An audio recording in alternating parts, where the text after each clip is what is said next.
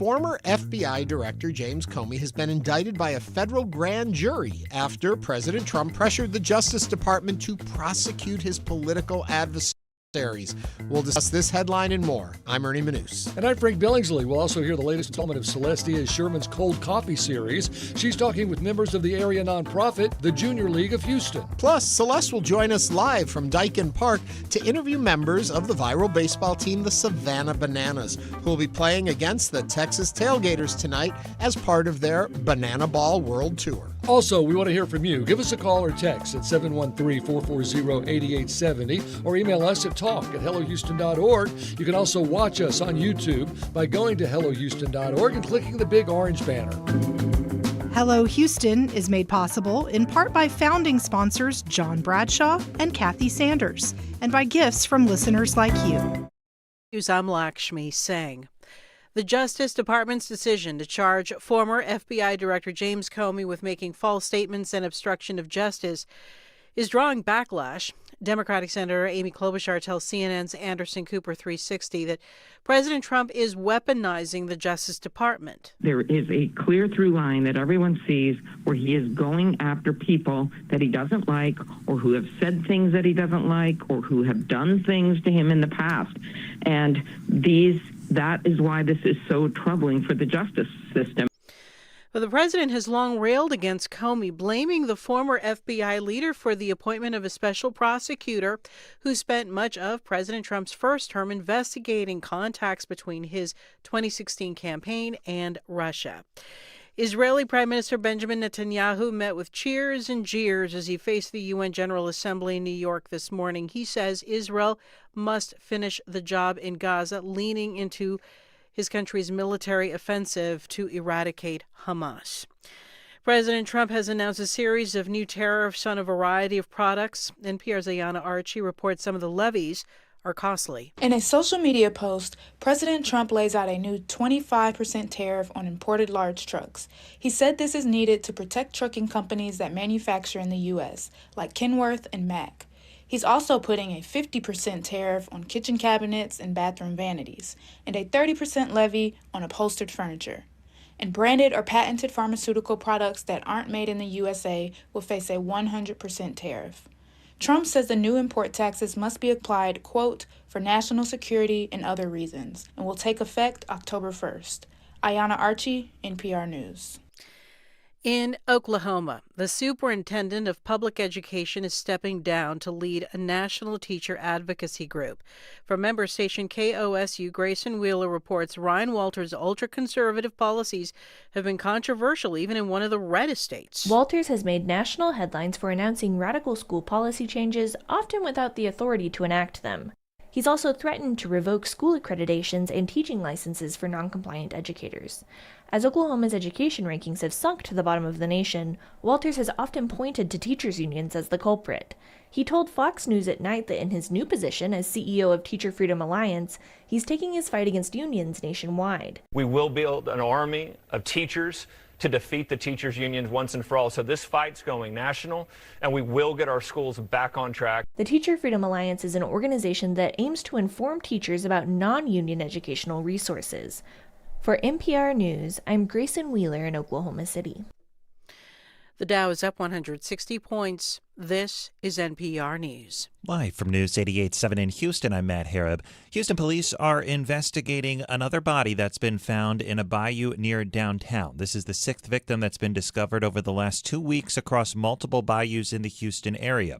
Police were tipped off by some people who were riding on scooters just after midnight near the intersections of Commerce and Milam Streets by the University of Houston downtown.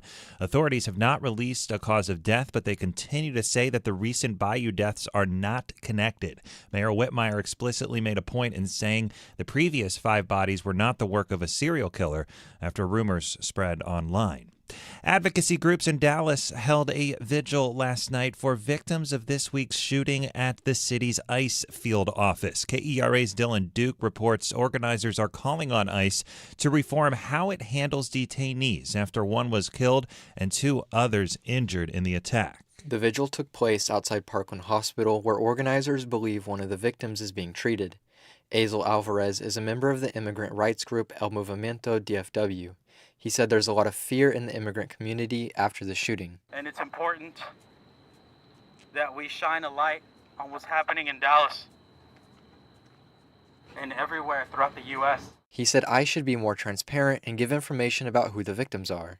Federal investigators say the suspected shooter planned the attack for months and was targeting ICE officers.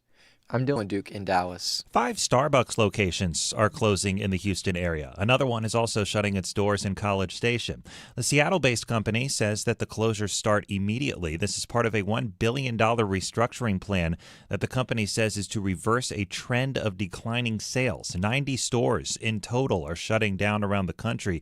In a statement, the company's CEO says that they do not see a path to financial performance moving forward for these closed locations. 84 degrees currently here on the UH campus. We're set up for a nice day and a nice weekend. 89 for the high this afternoon. For more news, make sure to head over to our website. That's HoustonPublicMedia.org. I'm Matt Harrop, News 88.7. Support for NPR comes from NPR stations. Other contributors include Fisher Investments. As a fiduciary, Fisher Investments is obligated to act in their client's best interest. Learn more at FisherInvestments.com. Investing in securities involves the risk of loss. This is NPR.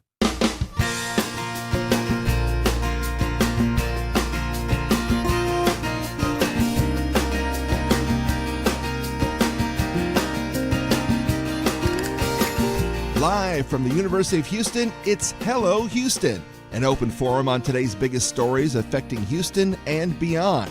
Call now, 713-440-8870, or let us know your thoughts on today's topics by emailing us at talk@hellohouston.org. Now here's your host for Hello Houston, Ernie Manouse, Celeste Díaz Schurman, and Frank Billingsley. And good morning. Did somebody say Friday? Not yet, but I'm thinking it. I mean, it's already the end of the week. It has just flown by in so many ways. We were at that Art Tech House last night for what a cool place. Yes, it was for an event that was sponsored by Houston Public Media, and the art show was fantastic, immersive, like Meow Wolf, if you've been there. Yeah, but a little more organized. Meow Wolf seems to throw everything and the kitchen sink on you, and so this was a little more organized. But unfortunately, they were just changing out the exhibit we saw last night, but a brand new one is coming, and we're going to talk more about that next week, and we're very excited about that. Another thing we're excited about is we always invite you to watch us on our YouTube channel. Today is a day you really want to be watching us on our YouTube channel, because Frank and I are here in studio. Here we are. But with our real big deal remote, it is Celeste Díaz Schurman. Hey, Celeste, where are you?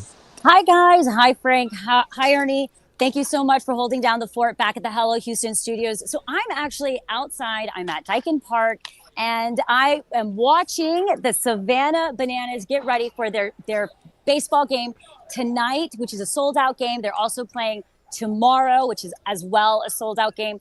Y'all, I had to find the fun, and that is exactly what is happening out here right now. How's it there? It's good here, but for people who have no idea what a Savannah banana is, can you explain? Yes. So it is the latest baseball craze. Think Harlem Globetrotters of basketball. We now have it, but I would say maybe even more fun for baseball. I'm trying not to get hit by a ball, to be totally honest with you. It came close a second ago. But they, according to the Bananas, they are baseball, but without the boring stuff. So there's a time limit, there's no bunting, there's a lot of dancing, and there's even a 10'9" banana player who is on stilts. He literally plays baseball on stilts, and he is batting right now. And again, they're getting ready for their game tonight. And coming up at 11:45, I am going to be speaking with the main banana, Jesse Cole, who's going to be joining me. And he has a phenomenal story. And this truly is the fun weekend right here in Houston, downtown at Daikin Park. A bunch of phrases you're saying I never thought you'd be saying on this show, that you'll be talking to the head banana, things like that. Well, and do you know if they're sold out, Celeste, for tonight? They're completely sold out for tonight. Wow. They're sold out for tomorrow night, Frank. And, you know, we have seen, there's already a vibe. I mean, outside of the stadium, there's already people kind of walking around. I just met a group that work for the Bananas that are all just for entertainment. They bring the fun, but of course, the guys are actually practicing baseball. I mean, they're getting ready to play a real game. They're playing the Texas Tailgaters tonight here at Daikin Park, and again tomorrow night. But coming up at 11:45, I'm going to be talking to Jesse Cole, who is the main banana. Nice. And you can see him chatting. Again, as we mentioned at the beginning, to find us on YouTube, just go to YouTube and look for the Houston Public Media channel, and we're there. Or just go to hellohouston.org, and as we always say, click the orange banner, and you can watch it, and you'll be able to see... You'll see Celeste with all her bananas. Yeah. With all the bananas. With all the Yes. bananas. And I guess they're really from Savannah, huh? Yes, all the teams are from Savannah. It started, I believe, in the last 12 years, and they have just been selling out stadiums. They have sold out. They played at NFL stadiums, and they're selling out. I mean, it truly has taken everybody by the banana bug, I guess you can say. I have the baseball banana bug, and it's an exciting time here in Houston this weekend. And Frank, it's beautiful outside. It's still a little warm. You but noticed? It's nice. I don't know if you ran this morning. I was out on our little balcony, and I'll tell you, it was absolutely gorgeous this morning. Great weather. Yes, it's going to be. Great weather. Hey, will they open the stadium? I wonder. That's a great question. So right now, the roof of the stadium is closed. But I would think that this evening, as they get ready for that game, they're going to open. I would be shocked if they didn't. I hope so. It's gonna. I mean, we finally had fall, and so it really is beautiful out there. Friday night football, the game there at Daikin Park tonight. All of it's going to be just a splendid weekend. Yeah, it's a great time to live in Houston, Texas. I tell you what. we deserve it. Yeah, exactly. Celeste, go gather your bunch of bananas, and we'll be back with you in just a little bit on the show. And thank you for doing this. Thank you, guys. Thanks, Frank. Thanks, Ernie. Okay. Also, Celeste has another cold coffee segment as she speaks with members of the Houston Junior League today. So a lot of Celeste today. A lot of Celeste, at least in the first hour.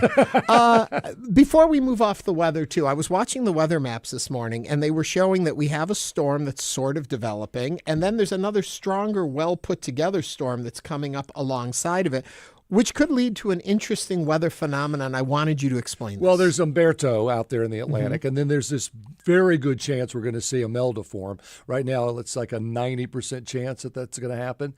And the idea when two hurricanes are close to enough to each other, they can actually start spinning around a common point. And it's called the Fujiwara effect. And they actually spin around each other. Now, what's cool about that is, first of all, it's very rare that it happens. And you need a big basin like the Atlantic or the Pacific. Not enough room in the Gulf or the Caribbean for that to really happen. So this isn't affecting But us they're in the necessarily. Atlantic. I mean, it could happen. I don't think it's going to. I think Umberto is going to move away off to the northeast. And I think Imelda, when it forms, is going to head towards South Carolina. Then that's going to be a big problem for them. If by chance it turns also to the northeast, we could get that effect going. And when that happens, usually the stronger storm will absorb the smaller one, kind of tear it apart. And I was asking you, though, when a smaller one gets absorbed, does it bring its power and give it to the bigger one? It can, not really? but it's so rare. But it can. It's happened maybe once or twice that we know of. Usually they end up doing a little dance and they both go their own way.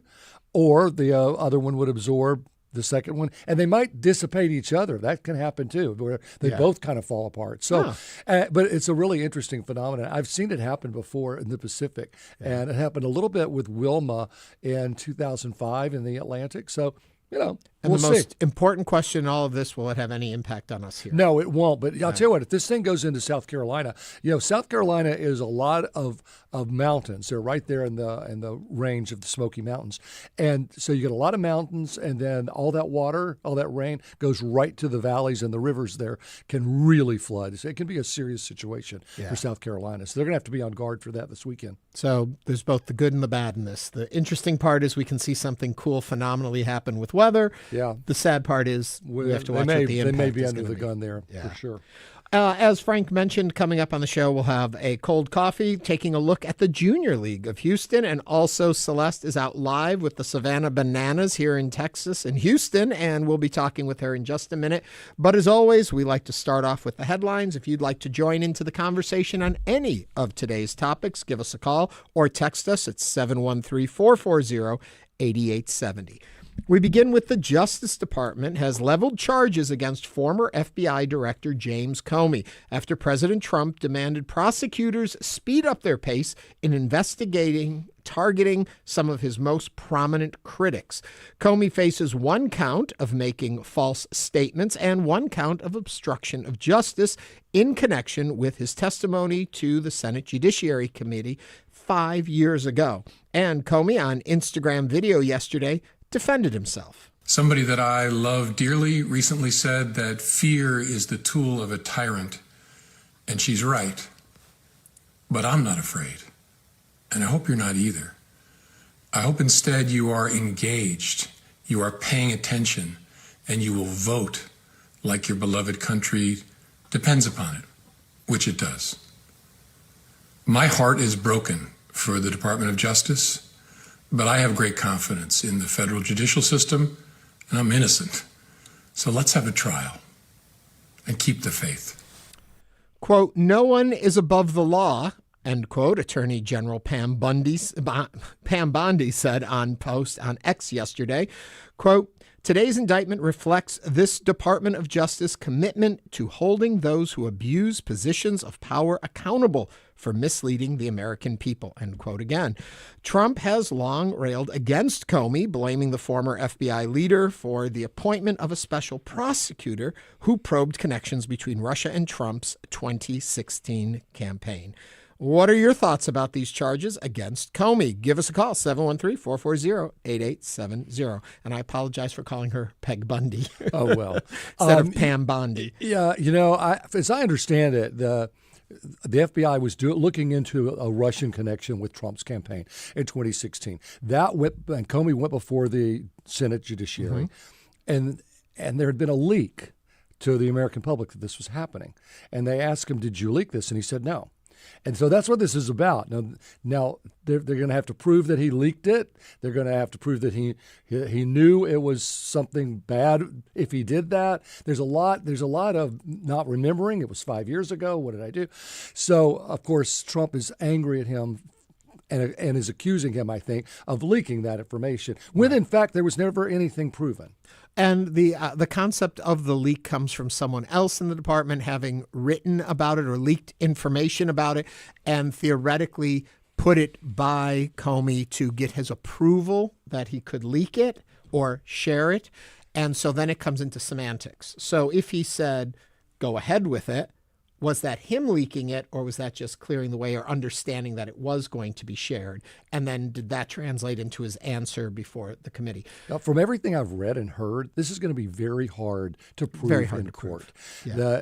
To get an indictment, only 12 out of, I think, 23 grand jurors have to true bill it. And obviously, we don't know how many true billed it, but enough to have this go forward. So there's that. But then getting into court with a jury of 12 people and proving something beyond a reasonable doubt, almost every prosecutor they've talked to has said, it's not going to happen. That this is just simply a lot of showmanship, and that's it. And the other thing is the reason it's happening now is there's a statute of limitations on when they can bring these charges, and they only have, I think, a week more to be able to bring them. So they're moving it quickly now because they want to go after it. Well, and to Comey's point, this is more than anything about trying to strike fear in Trump's opponents. That's what he wants to do. I will come after you. If you say or do anything against me, I will come after you.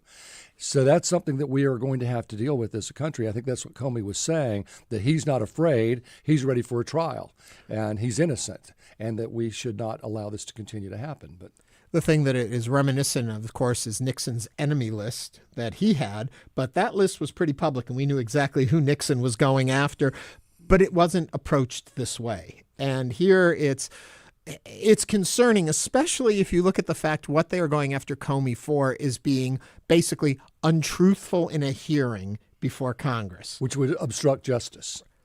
But how many people have we seen in this administration that have said things that maybe were not factual before a committee?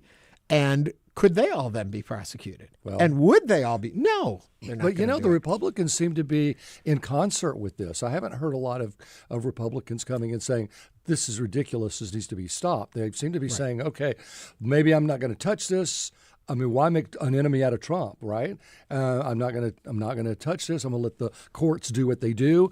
And I think in the back of their mind, everyone says, you know what, this could just be thrown out by a judge. There may not be enough that a judge sees. So the judge could throw that out. If he doesn't, it goes to trial, then it's very unlikely that 12 people are going to actually convict this man. It's a troubling situation to find ourselves in where it doesn't matter how a court case proceeds. The fact is, make a lot of noise and call forth for the prosecution.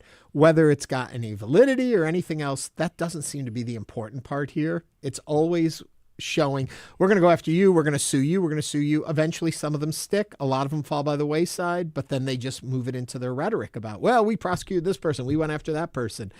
Even if there's no validity to the cases. It's a slippery slope we are on. Unfortunately, it is. 713-440-8870. Let us know what you think. Talking about slippery slopes or maybe escalators that just don't go up.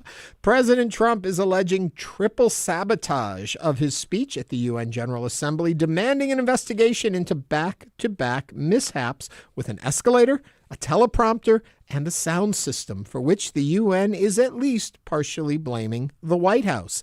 For those of you who are not following this story, Trump went to speak before the UN. When he and his wife stepped onto the escalator suddenly stopped. What happened there is a question. When he got before the assembly to speak, the teleprompter wasn't working. What happened there? And then there is a claim that the sound system in the hall was not projecting his speech, so people in the hall could not hear him, even though you could hear it. A trifecta of sin, Ernie. Yep. So somebody up to something there. No. Do you really think? It's escalator gate is what we are calling it. I don't know what to think about this, but I do want to know what you think about it. Was it sabotage? Should there be an investigation? Or is someone just really thin-skinned? 713-440-8870. Any one of them, I would say, okay, come on now. All three of them does make you at least wonder. Really? Yes. Well, you and I have dealt with teleprompters and sound systems ourselves for our whole career. Yes. And they do. And, the United Nations doesn't have this kind of a speech every day. Right. So they just do this every now and then. So I can see that. What would concern me is the escalator stopping as soon as you sort of get on it. Because, Trump, he wants to keep moving. And no, I mean, he's already had, 2 assassination attempts. And we've seen political violence really going crazy in this country. And so if you're on an escalator and suddenly it stops, you're sort of a sitting duck, possibly, for someone who wants to take you out. And that's got to go through your mind if you're the president of the United States and you've been through what he's been through. Absolutely. I agree with you on that. My only job ever outside of the world of media was I worked in a mall and I stood in front of this escalator and I saw it stop and roll backwards. And I saw a bunch of people fall backwards. And it was very serious. Yeah. In this case, the escalator stopped and effectively just became a staircase. So the thought, like you're saying, the thought is they can slide back. So if you're on it, is it dangerous? Should you walk? Shouldn't you? There's a moment. But then the First Lady began walking up the steps and the president followed. But there is speculation that the White House, actually it was the White House videographer, hit the stop button with his foot as approaching the escalator. That's what the UN is saying. But Trump feels like it is the excess of evil after him. I didn't know there was a stop button that one could access. Oh, yeah, there's an emergency stop button on all escalators. Anyone could do that? Yeah. At any in case time. somebody gets caught in an escalator, you have to be able to hit the stop button. But you I can't don't wait even know for where it someone is. with a key. It's down, I don't know if it's the right or left side at the bottom, at the front of the escalator. And there probably is another one at the top. Because escalators can grab clothing and things like that. They can be very dangerous. But that wasn't the case here, I don't believe. But I will say, you have to wonder, trifecta of evil. Elvin is on the line from Sugarland. Elvin, join us. What are you talking about today? It's just karma. It's just one of those things where what would go wrong will go wrong. Yeah. I hear you. I agree. It's interesting, but I will go back to what Frank said. Throughout our careers, we've all dealt, he and I, with audio problems and teleprompter problems and even mechanical problems, but all three to happen within a few minutes of each other. Seems a little rare and a little unique. I'm just saying. Alvin, thank you very much for calling. There is a YouTube comment from Dark One Ernie, and he says, don't try to escalate this. All right. On that note, since I'm not going to try and escalate it, we're going to wrap this segment right now. We're always interested in what you think. Give us a call, 713-440-8870. Also remember, today is National Pancake Day. Maybe a little late for your pancakes, but do that now. Coming up on Hello Houston, Celeste will join us via tape for a cold coffee segment, speaking with members of the Junior League of Houston, and then will join us live a little later with her Savannah Bananas. All that and more coming up right here on Hello Houston.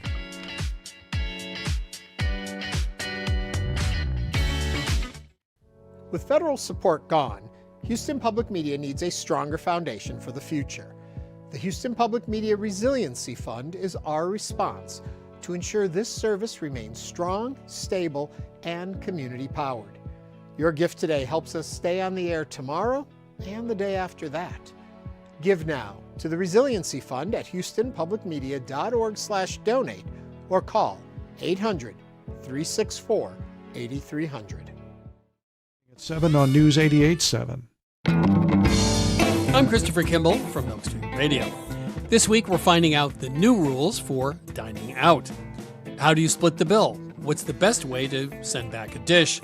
And is it ever okay to have your phone on the table? If you wouldn't take a book out to read, would you also take out your phone? How to be a good diner? That's coming up this week on Milk Street Radio from PRX. You can hear it Sunday afternoon at 1 o'clock. Houston Public Media is licensed to the University of Houston system, governed by the UH Board of Regents. Information about open meetings, dates, times, and locations is online at uhsystem.edu. Support comes from Miller Outdoor Theater, presenting Roco's 21st season, opening with 2 premiere commissions and more, celebrating the world and its creatures. This Friday, open to the public. MillerOutdoorTheater.com. Support comes from the Elizabeth D. Rockwell Center on Ethics and Leadership, presenting AI and Our Future, a lecture with Internet Studies scholar and author Sophia Noble on October 16th at the University of Houston. More at uh.edu/hobby. Support for Houston Public Media comes from Houston Center for Contemporary Craft, presenting Pigeon Crib Houston Edition, featuring genre-mixing ceramic works by Roberto Lugo. More at crafthouston.org. And now back to Hello Houston. Call now, 713-440-8870, or email us at talk@hellohouston.org to get your comment in on today's topics. Here's Ernie Manouse, Celeste Díaz Schurman, and Frank Billingsley. Becoming a centennial nonprofit is difficult given the high failure rate among new nonprofits and the extensive challenges faced by organizations often run by volunteers. Yet the Junior League of Houston has pulled it off. The women there lead a nonprofit for 100 years of service now. They consistently demonstrated the value evolving to meet the changing community needs, not to mention the orange rolls. Celeste has more for this installment of Cold Coffee. I'm sitting here this morning with Katie Doyle, the Junior League of Houston president. Katie, thanks for joining me today. Well, it is so wonderful to be here with you, and it's truly an honor to be the Junior League of Houston president this year, especially since we are celebrating our centennial. Okay, so Katie, let's start. I want our listeners to really understand, because I don't think a lot of people really know the Junior League. Where does the name Junior League come from, and why Junior League? Well, we are, of course, celebrating our centennial in 2025, and we started in 1925, 100 years ago, and our founders, 12 incredibly forward-thinking women, were in Houston, and they noticed a need in the community. And so these were young women who knew that they could make a difference, and they came together to create the Junior League of Houston. And it's with their forward thinking that we're able to be inside of a beautiful building today. So what does the Junior League mean, though? So I think, when we think about the name, the Junior League of Houston, I really go back to our mission, and I think about how we are committed to empowering women and really investing in their leadership capabilities. And we are here to really shepherd women through every step of their professional careers and really highlighting different ways they can evolve as a learner and as a volunteer. And when I think about the Junior League of Houston, I think about our members in every walk of life. And a lot of women women come to the Junior League of Houston right after college and then into the first, steps of their career. And so we are with them through all their walks of life. And we're sitting here in this amazing building, and it's absolutely beautiful. And everywhere I look, there's something beautiful to look at. But there's also some incredible things happening within it. And a lot of times I think people think weddings, corporate lunches. The league not only is a venue, but it's also a training hub. Talk to us about that. And we're sitting in our third building, and I think it's really important to understand how we are positioned in this building today. And it all started 100 years ago on Stewart Street. That's the beginning of our first building in downtown Houston.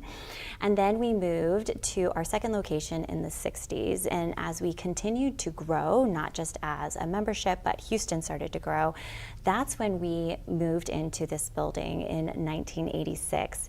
And it's really special from the standpoint that we have our banquet business downstairs that's open to the public to come in and host their events, their weddings, their galas. But then there's a second part of our building, and it's the upstairs, where a lot of the behind the scenes action takes place for our mission.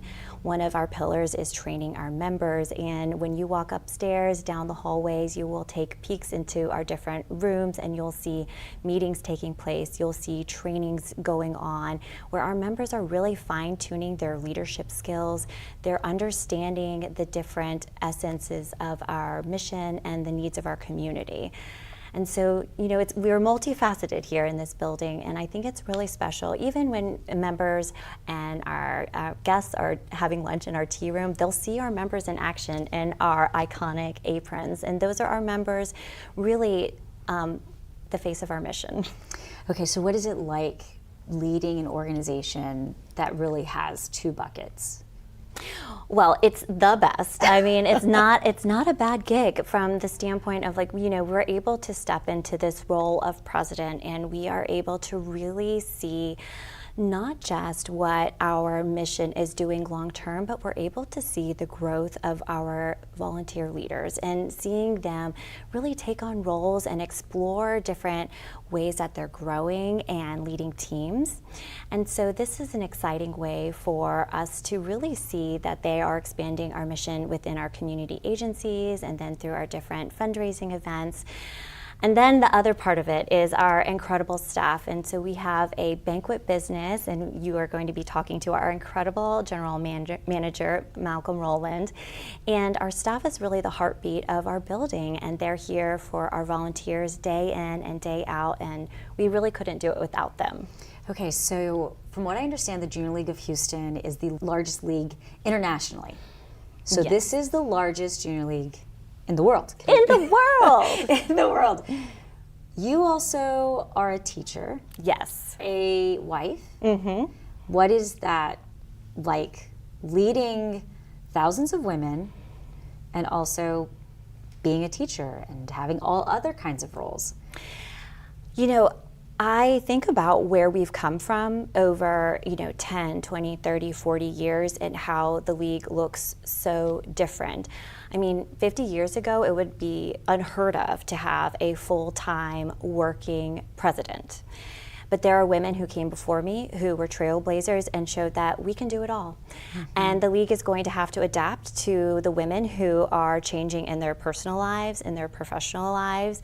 And I am able to sit where I am today and take on this role because of those women. And I will say I am very good with my calendar, but I also think it's something special to be able to share with the different facets of my life. And I am a high school teacher, and so I talk to students all the time about the importance of giving back to our community. And I talk to them about, service and how it takes every single person being a part of our community to make, to ensure that we are really flourishing. What's something unique about the Junior League of Houston that some people might not realize? Well, I go back to that we are not just about volunteers in the moment. We really want our volunteers to be lifelong members, and we want them to truly grow as leaders, and they are able to hone their skill sets within the league. And then eventually we want them to go beyond our organization, and we want them to be stewards of our efforts within the community on different nonprofit boards. So we think about our members as really just a stepping stone to helping us really make a better Houston community.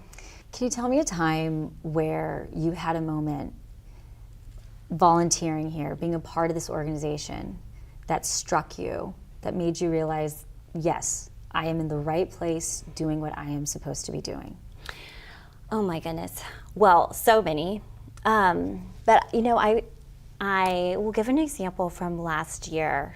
I was able to go and volunteer with some of our members who support the Baylor Teen Health Clinic, and they put on a baby shower for new moms. For moms who may not have access to the different resources that they need for childcare. And it was incredibly special to see our members connecting with our community in the moment. But the really powerful learning opportunity and training was that after this volunteer experience, I was a part of the conversation where our members were talking about how they could improve the experiences for other baby showers, because they realized that there were barriers for the new moms to come to the baby shower. So I think that's, again, a testament to our trained volunteers who don't just look at the moment in volunteering, but how do we improve it, and how do we make sure that we're continuing to meet the needs not of just the bigger picture, but truly the individual that they work alongside with. You're listening to Hello Houston. I'm Celeste Díaz Schurman, joined by Malcolm Roland, the Junior League of Houston Tea Room General Manager. Malcolm, thanks for joining me today. Well, thank you for being here with us. It's such a great thing to have for the league to be able to be profiled like this, because they do such wonderful work in our community. Well, Malcolm, why don't you tell us a little bit about yourself? How did you get this job? When did you get this job? Got the job a long time ago. Junior League at that time was at its second home. This is the third home for the league. And as they were getting ready to move into this home, this building is much larger than the second. And for the anticipation of greater business activity, they went on a search, and I was at that time food and beverage director at the White Hall Hotel downtown.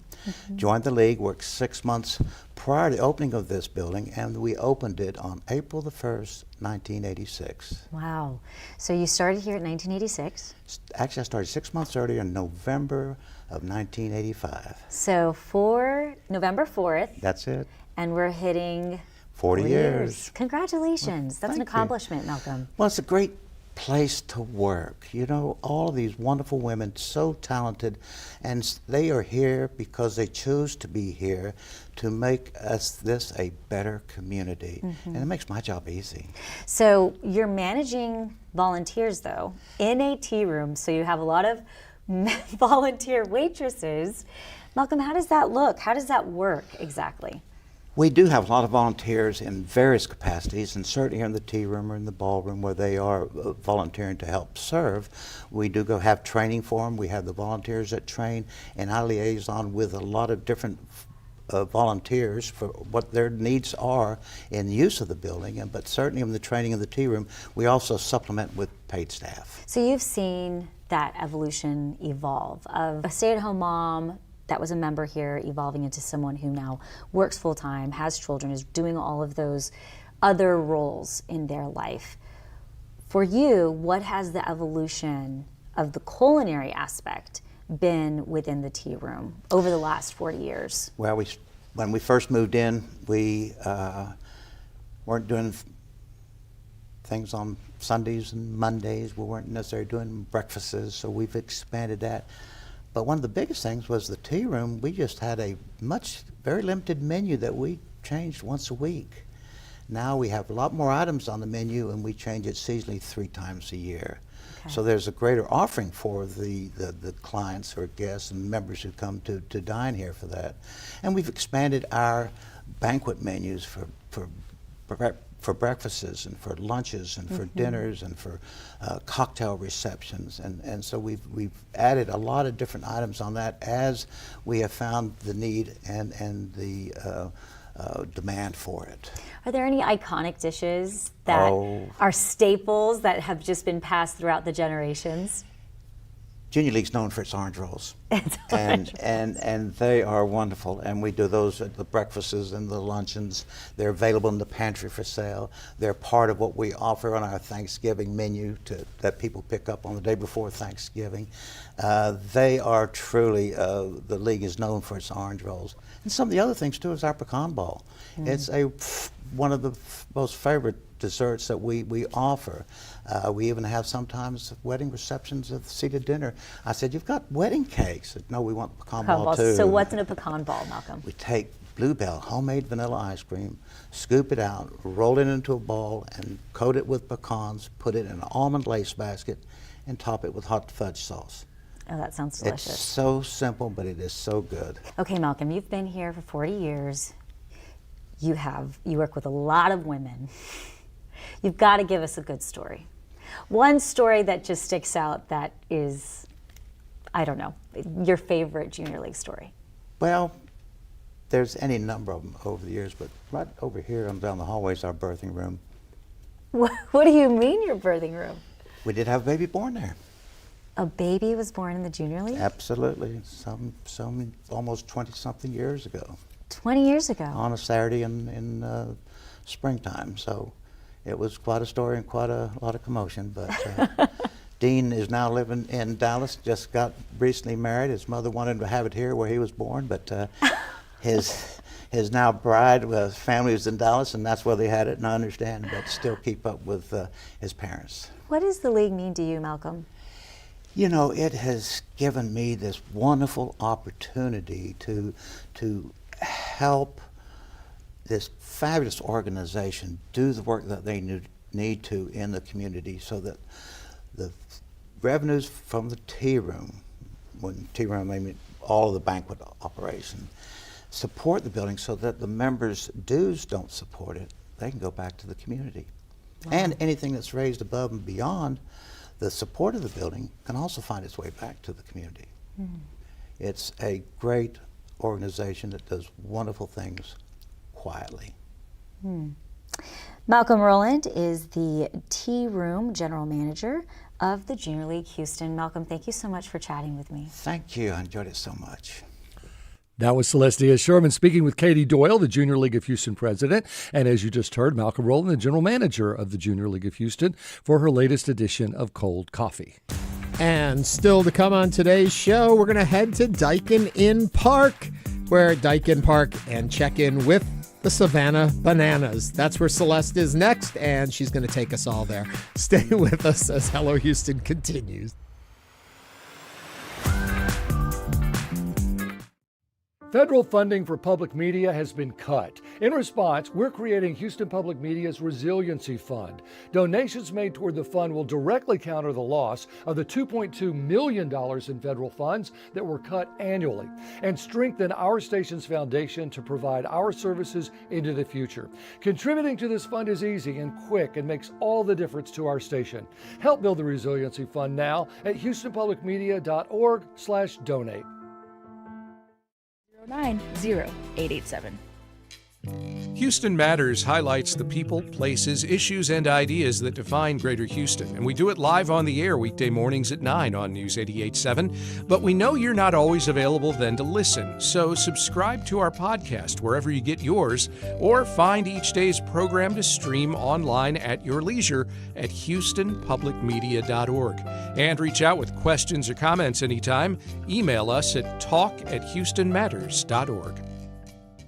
Next time on The Pulse, when Tracy Yukich Lane was a contestant on The Biggest Loser reality show, she got some advice. Don't stop moving. And taking that advice to always burn energy might have been key in her success to keep the pounds off. We'll talk about weight loss and how it connects to metabolism.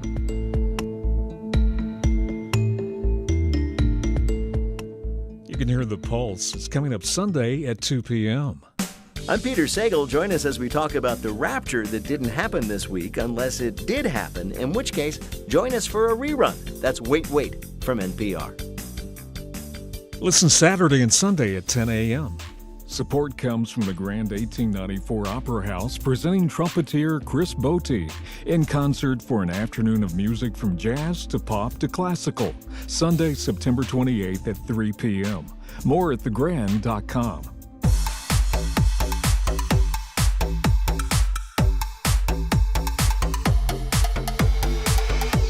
And now back to Hello Houston. To comment on any of today's topics, call 713-440-8870 or email us at talk@hellohouston.org. Now back to Ernie Manouse, Celeste Díaz Schurman, and Frank Billingsley. The Savannah Bananas became a viral sensation in 2021 when clips of their unusual way of playing baseball games began spreading across social media, and today they are here in Houston at Daikin Park. And our Celeste Díaz Schurman is there right now live. Hello, Celeste. Hi, Frank. Hi, Ernie. Again, thanks for holding down the fort back at the Hello Houston studios. I'm out here at Daikin Park. We have been watching the Savannah Bananas and the Texas Tailgaters during their batting practice. And I tell you what, it is incredible. These guys are extremely talented baseball players, but they're also extremely fun. And right coming up to the pitch is the man himself who made it all happen, Jesse Cole, the owner of the Savannah Bananas. Jesse, thanks for being here on Hello Houston. Excited to be with you. Okay, so Jesse, let's go back to 2016. You were trying to get a minor league, team going, and now you are here, selling out stadiums across the nation. I would almost say a global hit.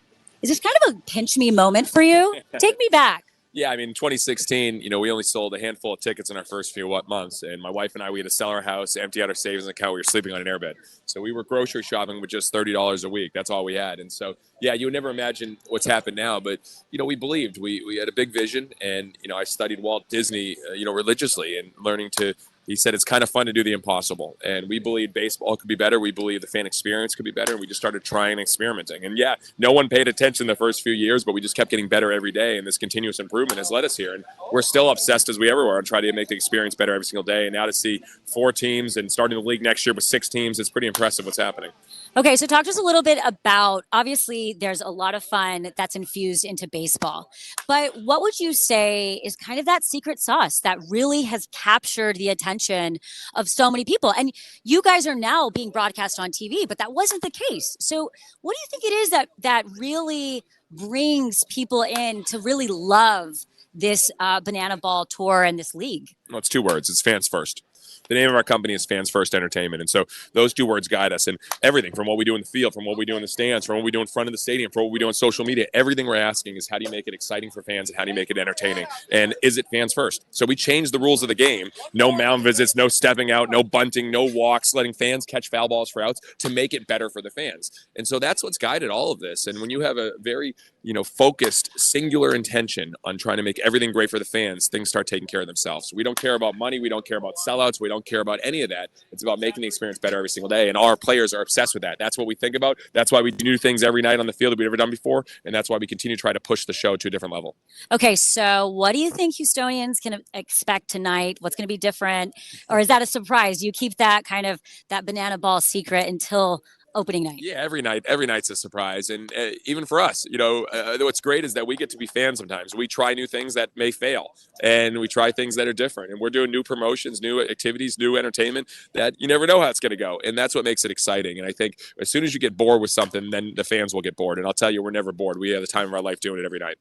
Okay, so oftentimes when people are talking and trying to describe Savannah Bananas and Banana Ball, they refer to the Harlem Globetrotters. Yeah. How much of that was an inspiration for you when you were thinking about how to make this league unique? Yeah, not at all. And I have a lot of respect for the Globetrotters, but I didn't learn from the Globetrotters. I think it's more from, Saturday Night Live, WWE, Cirque du Soleil, the groups that are constantly coming up with new creative and do new things on a regular basis. The Globetrotters, obviously, a tremendous job, 100+ years. Not many businesses can last 100 years. But the big difference between us is that every game is competitive. You never know who's going to win. The Globetrotters win every game, and every night it's a very similar script. They're doing the same things. We do a completely different show every single night, and you never know who's going to win. So it's a little different. And then obviously now that we have going into 6 teams with a new league, there's a different inspiration there. And I have a lot of respect for WWE, UFC, who continues to create at a high level and create new fans. That's what we're looking to do. But again, when you look at the Globetrotters and what they did in the 1940s, 50s, and 60s, one of the most popular sports team in the world, and they're still going strong all over the world. It's pretty impressive. So definitely a lot of respect and admiration for them.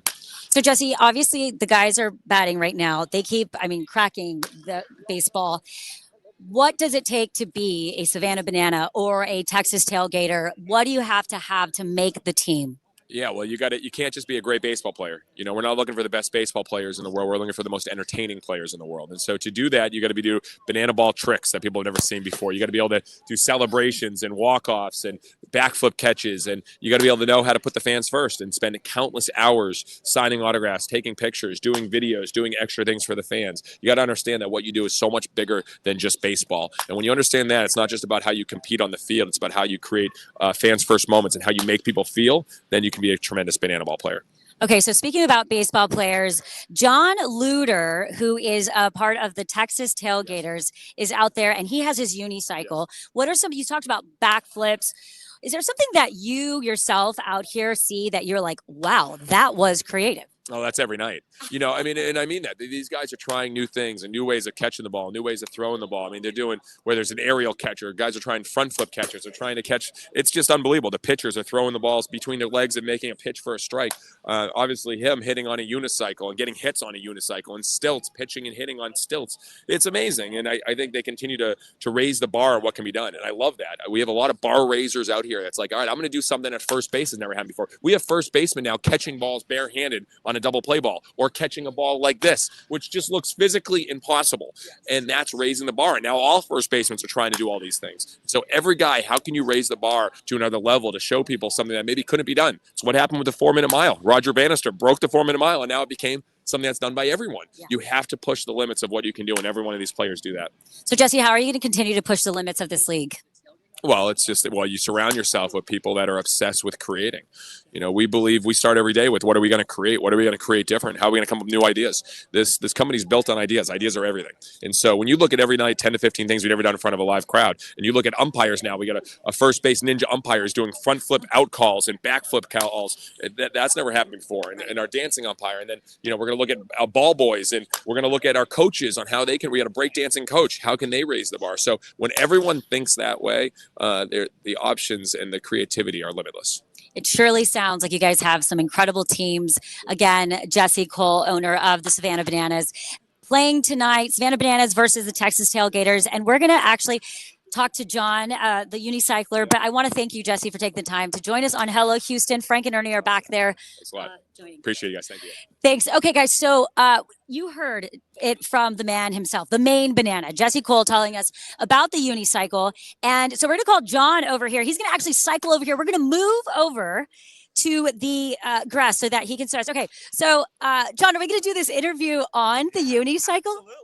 Absolutely, we're going to do it on the unicycle. Is that okay with you? I'm a little nervous. I feel like this could be a very dangerous zone, but I think we're okay. All right, sounds good. Let's do it. Okay, so what position do you play? I play second base for the Texas Tailgaters. Second base. Okay.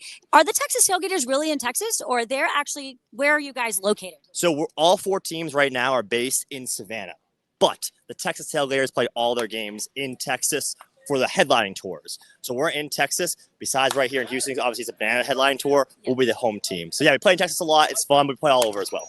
Okay, so have you always been a unicyclist? How did this become your thing? Yeah, I had an amazing 4th grade gym teacher. Shout out to Miss Robertson, who taught me how to unicycle when I was in 4th grade in a before school unicycle class of all things. And then since then, I taught myself how to idle, which is stay in place, and how to hit on it and pitch on it. Okay, so you hit and you pitch. Yeah. What was your previous baseball experience before you made the Texas Tailgaters? Right, so I went to Seton Hall University, which is in New Jersey. Played there for 5 years and came right here to banana ball right after that. Very blessed, very fortunate. Excellent. Again, this is John Luder with the Texas Tailgaters, and this has been amazing. We can see that there's a lot. Thanks again, John, for joining. Yeah, is it Frank there? Frank's over there? Yes, yeah. Frank and Ernie are both there. Shout out to Frank and Ernie. There you are. All right, thanks, guys. Yeah. Nice. Hi, guys. Can y'all hear me? Yes, we can. Can you hear us? Okay. Yes, I can hear you now. I couldn't hear you a second ago. John, come back. They want to chat with you. Hold on 1 second. Frank and Ernie are back at the studio. I'm going to put this in there with you, and you can say hi to them. Say hi, Frank. We got Frank and Ernie here. Yes, you do. So, Jonathan, hey, what's going on, guys? Jonathan, what I think a lot of people miss the fact is that you guys have to be amazing athletes before you can start being great clowns out there too. Yeah, so that's really important for a banana ball to work. It has to be competitive. So a lot of us have played high-level college ball, even professional baseball. Guys have been drafted in the MLB draft that are playing here, and that's important for banana ball as a whole because, sure, it's great, it's entertaining and all that, but it's also really competitive as well. You know, one of our YouTube commenters said that when you guys are losing, your fans split. Oh, banana split. Oh, that's good. Hey, I'm a tailgater, so a tailgater there. you're a tailgater. So how many of these teams are there that do this kind of thing? Yeah, so right now there are 4 teams. The Savannah Bananas, the Party Animals, the Firefighters, and then us, the Texas Tailgaters. And next year, there'll be 2 more teams, which we'll find about soon. Oh, well, wow. It is great and a lot of fun. And thank you for entertaining us and bringing joy to so many people who may have found baseball boring in the past, but can really love this.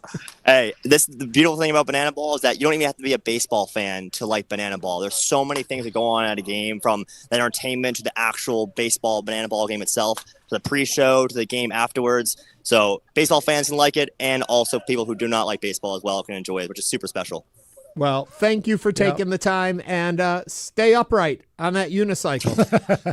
I'm going to try my best. Frank and Ernie, nice to meet you guys. Have a good one. Congratulations. You too. Thank you. And back to Celeste. So, Celeste, fascinating. Wild. Thanks, John. That was John Luder. He is the unicyclist for the Texas Tailgaters. Earlier, we were talking with Jesse Cole, the owner of the Savannah Bananas. And I tell you what, guys, it really is a vibe, and it's fun. And I think that they're planning on just growing, and you feel it. It's competitive, but it also feels, I mean, they really are practicing baseball. Sure. But you kind of feel this vibe of excitement and fun. And again, they're selling out across the nation, and they're also broadcasting on ESPN. So again, it's been so much fun to be out here at Daikin Park for as the Savannah Bananas and the Texas Tailgaters practice. They're getting ready for 2 games, one tonight, one tomorrow, right here at Daikin Park, downtown Houston, and both games are sold out. So back to you guys. Thanks for joining me on some fun. Celeste, as you wrap up, I just want to ask quickly, oftentimes if you do a report on the circus, people think you're going to run off and join the circus. Are you leaving us for banana ball? I think I'm going to, it's tempting for sure. I don't know if I actually make the height requirement, but yes, no, I'm going to be back. I'll be back with you guys in studio. I'm looking forward to it. Thanks, Celeste. Nice job, Celeste. Hey, Ernie, real quick. I guess am I already kind of a part of a circus? Oh, definitely. You are definitely part of it. Thanks, Celeste. All right, guys. Thanks, guys. That was fun. Yeah. And everyone was commenting on his very yellow, the Savannah Banana guy. Yeah. Very, very yellow. So if you're not watching on YouTube, you should try to take a peek later because he has quite the outfit. It is yellow banana for sure. Yeah, as jovial and fun as this has been the first hour, and the second hour of the show today, we're going to get into a little deeper topics. We're going to be exploring a little bit more in information we know about what happened in Dallas earlier this week, and also we're going to be taking a look to an organization that is helping with casualties of war in many ways. So that's all still to come on the show today, and also today's top headlines. We hope you'll join us. Give us your thoughts and concerns. Just give us a call, 713-440-8870, or you can also email us. There's a lot more of Hello Houston still to come. Don't go anywhere.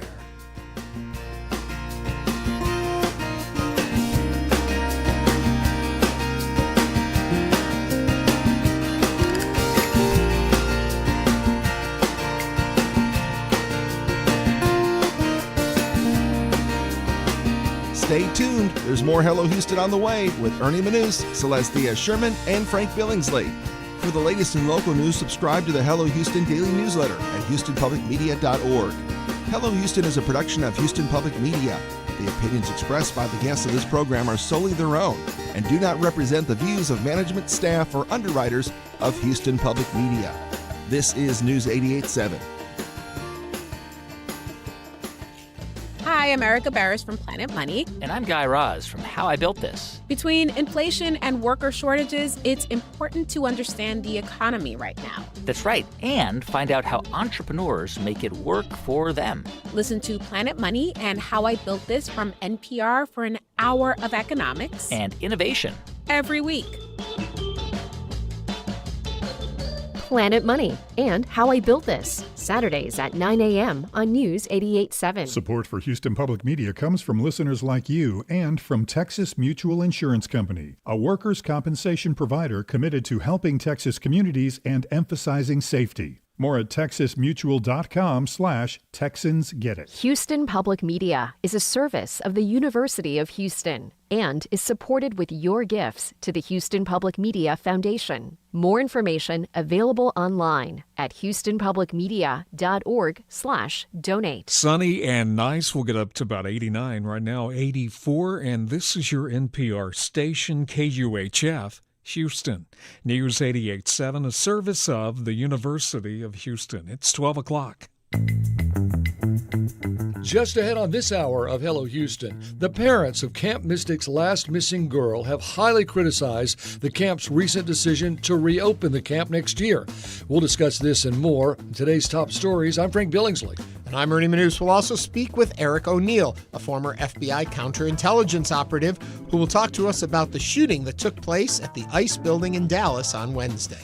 Plus, we'll also speak with a member of the nonprofit HEAL Palestine. We'll hear about their work in bringing young survivors from Gaza to the U.S. for life-changing treatment and long-term support. And we want to hear from you. Give us a call or text at 713-440-8870 or email us at talk@hellohouston.org. You can also watch us on YouTube by going to hellohouston.org and clicking the big orange banner.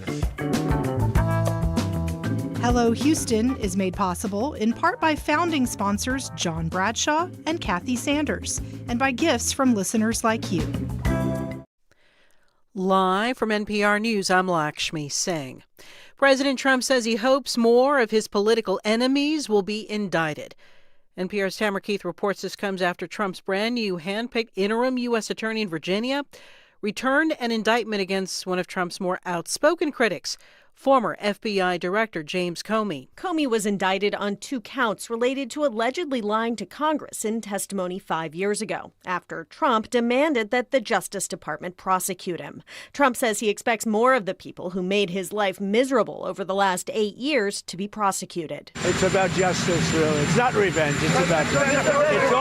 It's also about the fact that you can't let this go on. They are sick, radical left people, and they can't get away with it. And Comey was one of the people. He wasn't the biggest, but he's a dirty cop. Comey says he is innocent, and he looks forward to proving it at trial. Tamara Keith, NPR News, the White House. Mixed reception for Israeli Prime Minister Benjamin Netanyahu at the UN General Assembly this morning. Before his speech, dozens of diplomats walked out. Netanyahu rejected international condemnations of the Israeli military's ongoing offensive in Gaza, and he had a message for hostages still being held by Hamas. Our brave heroes. This is Prime Minister Netanyahu speaking to you live from the United Nations. We have not forgotten you, not even for a second. The people of Israel are with you. We will not falter and we will not rest until we bring all of you home. Netanyahu is due to meet President Trump Monday. Yesterday, Trump sided with Arab leaders in vowing not to allow Israel to annex the occupied West Bank. Also, in a departure from Israel and the U.S., several Western allies recently formally recognized a Palestinian state. President Trump says he will impose a 100% tariff on brand name pharmaceutical imports starting October 1st. That is, unless companies are in the process of building factories to make the medicines in the U.S. Here's NPR's Sydney Lepkin. The president has been talking about imposing tariffs on drug companies for months, mentioning different percentages and dates.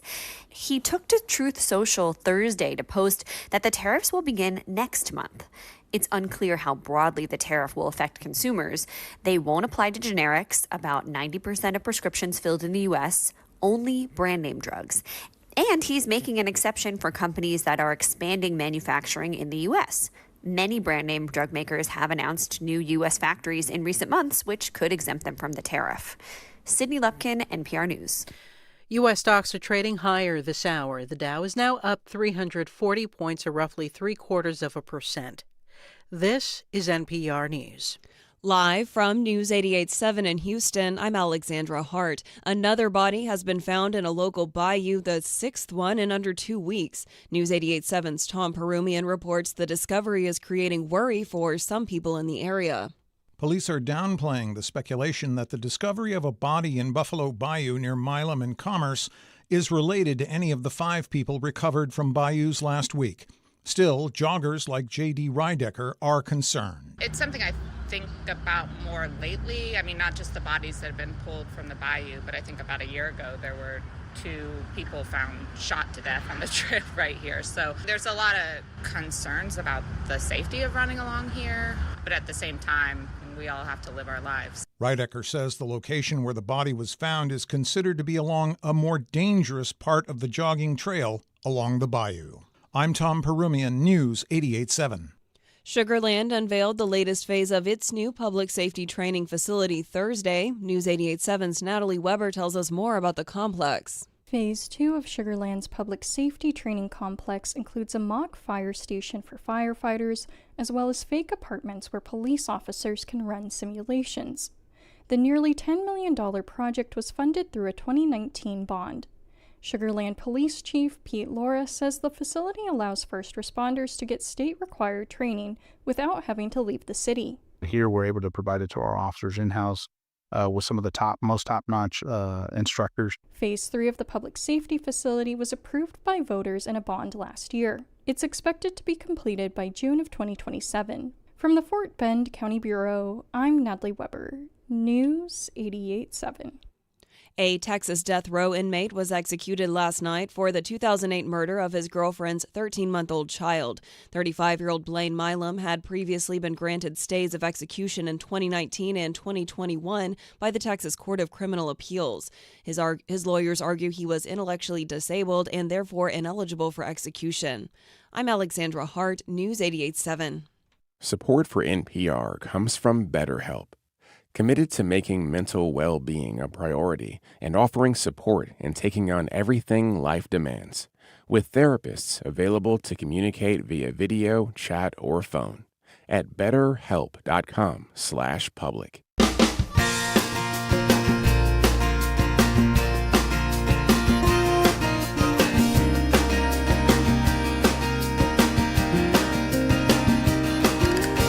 Live from Houston Public Media and News 88.7, it's Hello Houston, an open forum on today's biggest stories affecting Houston and beyond. Call now, 713-440-8870, or let us know your thoughts on today's topics by emailing us at talk@hellohouston.org. And now, Hello Houston with Ernie Manouse, Celeste Díaz Schurman, and Frank Billingsley. Hello, Houston. Hello there. Celeste was out in the field today, and so she's not here in studio with us now. Literally, she was at Daikin field. She was, actually. Yeah. She was with the Savannah Bananas. So if you missed that, make sure you check on YouTube and see that clip. We always archive our show and segments from the show right there on YouTube, so you can go and see that or catch the entire show again and again because we're heading into the weekend and you may miss us. And it's going to be amazing weather for whatever you got going on, especially out at. I hope they do open the roof at Daikin Field because that would be nice. That would be really nice to treat everyone to that. And of course, lots of open air stadiums will be full of Friday night football if you're so inclined. And I think it's going to be a really beautiful weekend. It's going to be cool mornings and warm 60s, and then warming to 88 in the afternoon, but the humidity is nice and low. And when the humidity is nice and low, the dew points are nice and low, so it's all going to work out. And what about showers? You know what? I don't think we'll see anything for a while. The computer models I've been looking at don't have much even into next week. And, October can get a little dicey for us because if we don't get a lot of rain in October, we get a lot of wind.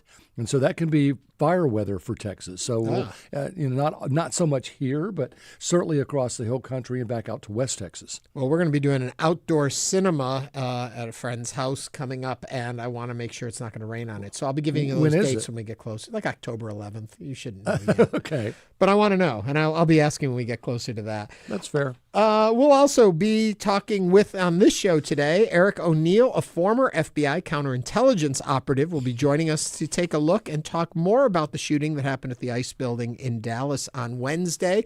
And we are also going to be joined by someone from the organization HEAL Palestine, which works to give medical care to those in need. So we'll be taking a look at both of those stories coming up. We're going to go into headlines in just a moment, but as you heard in the news a moment ago, they did find a sixth body in the bayou. I bring that up because we were talking about the story yesterday. Sixth in a week. Sixth in the 2-week period. 2-week period? Yeah. And this is a woman's body was found this morning. So it continues to fan concern out there. I will bring up again that we are paying a lot of attention to this. But to remember, in 2024, they found 24 bodies in the bayou area over the course of the year. And this year, this brings our total just up to 14. Well, that last year averaged 2 a month. Mm-hmm. Now we're averaging one every 2 days. That's the concern. But averages can be misleading. We don't know when they were found. Data is always together. tricky. I agree. But the point being that we were paying so much attention now, I bet most people don't know 24 bodies were found last year. I did not. So that, just to put it in perspective, I know there's concern. There has been talk of a serial killer. The mayor and the authorities have come out and said there's nothing that ties these murders together, these deaths, these bodies, I should say, together.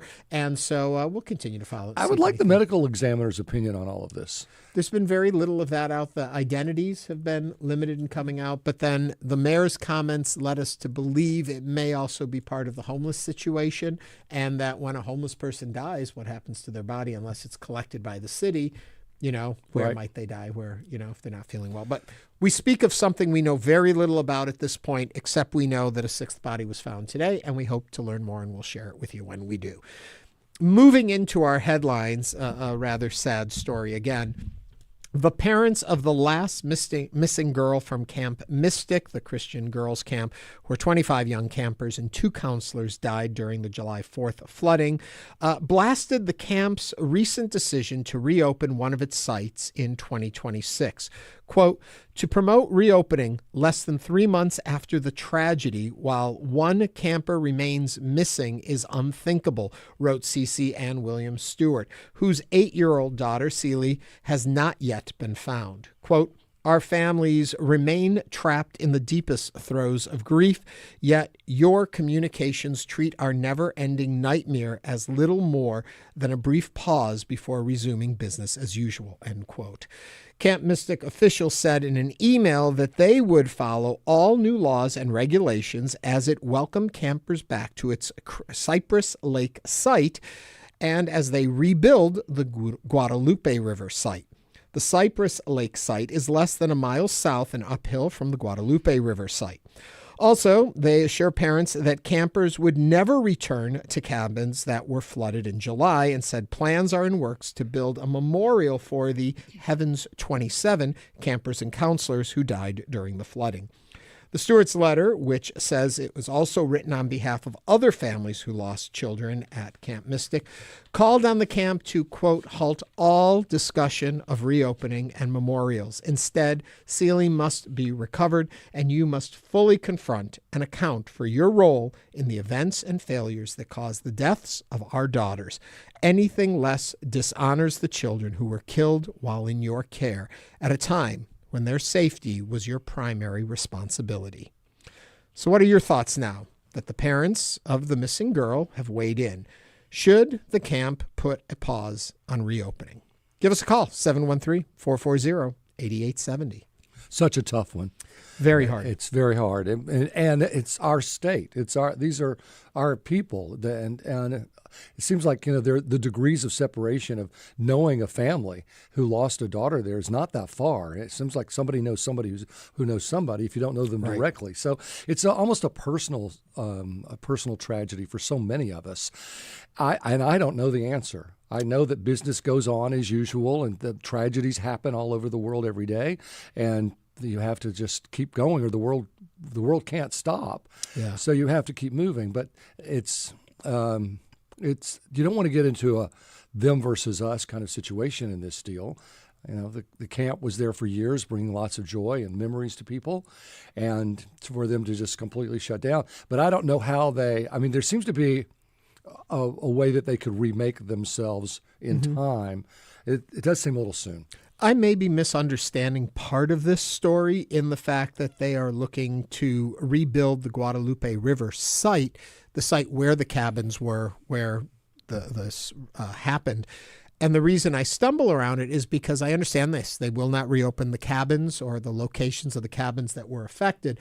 But that particular site, I'm surprised they want to do anything with it. I understand that they would maybe the Cypress Lake site a little higher up and away from this site. But the site where actually the damage happened, that concerns me. I can't believe that they would even keep those cabins there. I'm assuming they would tear it all down. I'm concerned about that. And maybe that's where they want to put the memorial, and that's what they mean by redeveloping that site. And so I don't have all the information there. I can definitely understand the parents' concern and issue with it. And my heart goes out to them, and I do hear, there's still a missing person here, and it's their daughter. And so to hear them moving forward is also a way in which you feel that you are disrespecting the memory of your daughter. And so I stand with the families for this. I think we need always to put commerce on a back burner, but then you also have to think about the people affected by not having the camps open and what that means for their lives. For their livelihood, yeah. We have a call waiting. I did want to mention that there's some YouTube comments. Nicole says she's interested to see if many people will actually be sending their kids to that camp after it's reopening. That's certainly a consideration. Alex Garza, maybe it's too soon, but I think about the steps that New York City did to honor and move forward. I was thinking about that 9/11. yesterday when we talked about it. But it took a long time to get the 9/11 memorial. Where the Twin Towers were, they didn't rebuild in that spot. They made a memorial out of that spot and then built the new tower next to it. Correct. So, yeah. And it's if you've ever been to the museum there, it's amazing. Here they said, are they reopening the same location? Pretty much, but they'll change maybe a few things. My British computer guy says, I feel the parents would feel no amount of pause works ever being enough for them. And that's probably true. Okay, let's take a call or two. We have Nora from Rice Village. Nora, welcome to Hello Houston. What's your thought on this? I'm listening to the podcast, and I totally agree with the parents that there should not be a rebuilding of the camps at the moment. It's been a terrible tragedy, and the state knew about the problems of having a camp right next to the river, and as well as the local areas. And they didn't do anything to protect the children, and the state's responsible also, but the camps are the ground zero for taking care of the children, and we know some people who lost their kids, and it's terrible. Yeah. And the fact that they're just glossing over this and let's build more camps is just horrible to think that they would do that. So. No, I'm just curious your thoughts and feelings on this. If they were just looking at the Cypress Lake site, which, as we mentioned, is a mile south and uphill from the Guadalupe River site, would that be more comforting than hearing them also want to redevelop the Guadalupe site? I couldn't answer that. I think you would have to get the parents together and have a forum. I think they should be, considering what has taken place, they should be first and foremost, and I would check with them. Nora, thank you for your... I think there's a lot to be done for safety before you build anything anywhere. Yeah. Nora, thank you for your comments, your thoughtful opinion on this, and we appreciate it. That Nora from Rice Village. Sarah from Westbury is also on the line. It's 713-440-887. Sarah, what's on your mind? I think the camps should never open again, both of their locations. This was not just a tragedy, it was a trauma. My heart breaks for everyone involved, and I just can't believe that when it's still unclear whether the camp bears responsibility for choices like building it in a floodplain, that they would consider reopening. It's really shocking.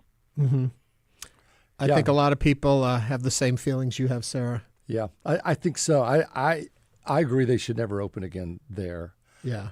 It was obviously unsafe, and and they went ahead and had a camp there anyway.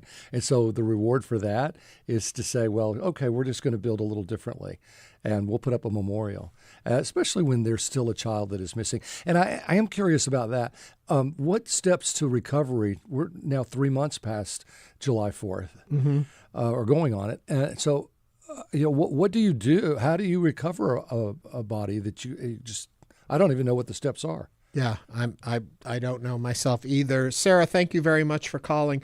To go back to the story itself, also that the camp does say that they're going to follow all new laws and regulations. Have we gotten a definitive set of laws and regulations yet? I know some legislation was passed. Yeah. But, too little too late, unfortunately. But yes, going forward, all of these camps should certainly follow that rule and the laws, so hopefully.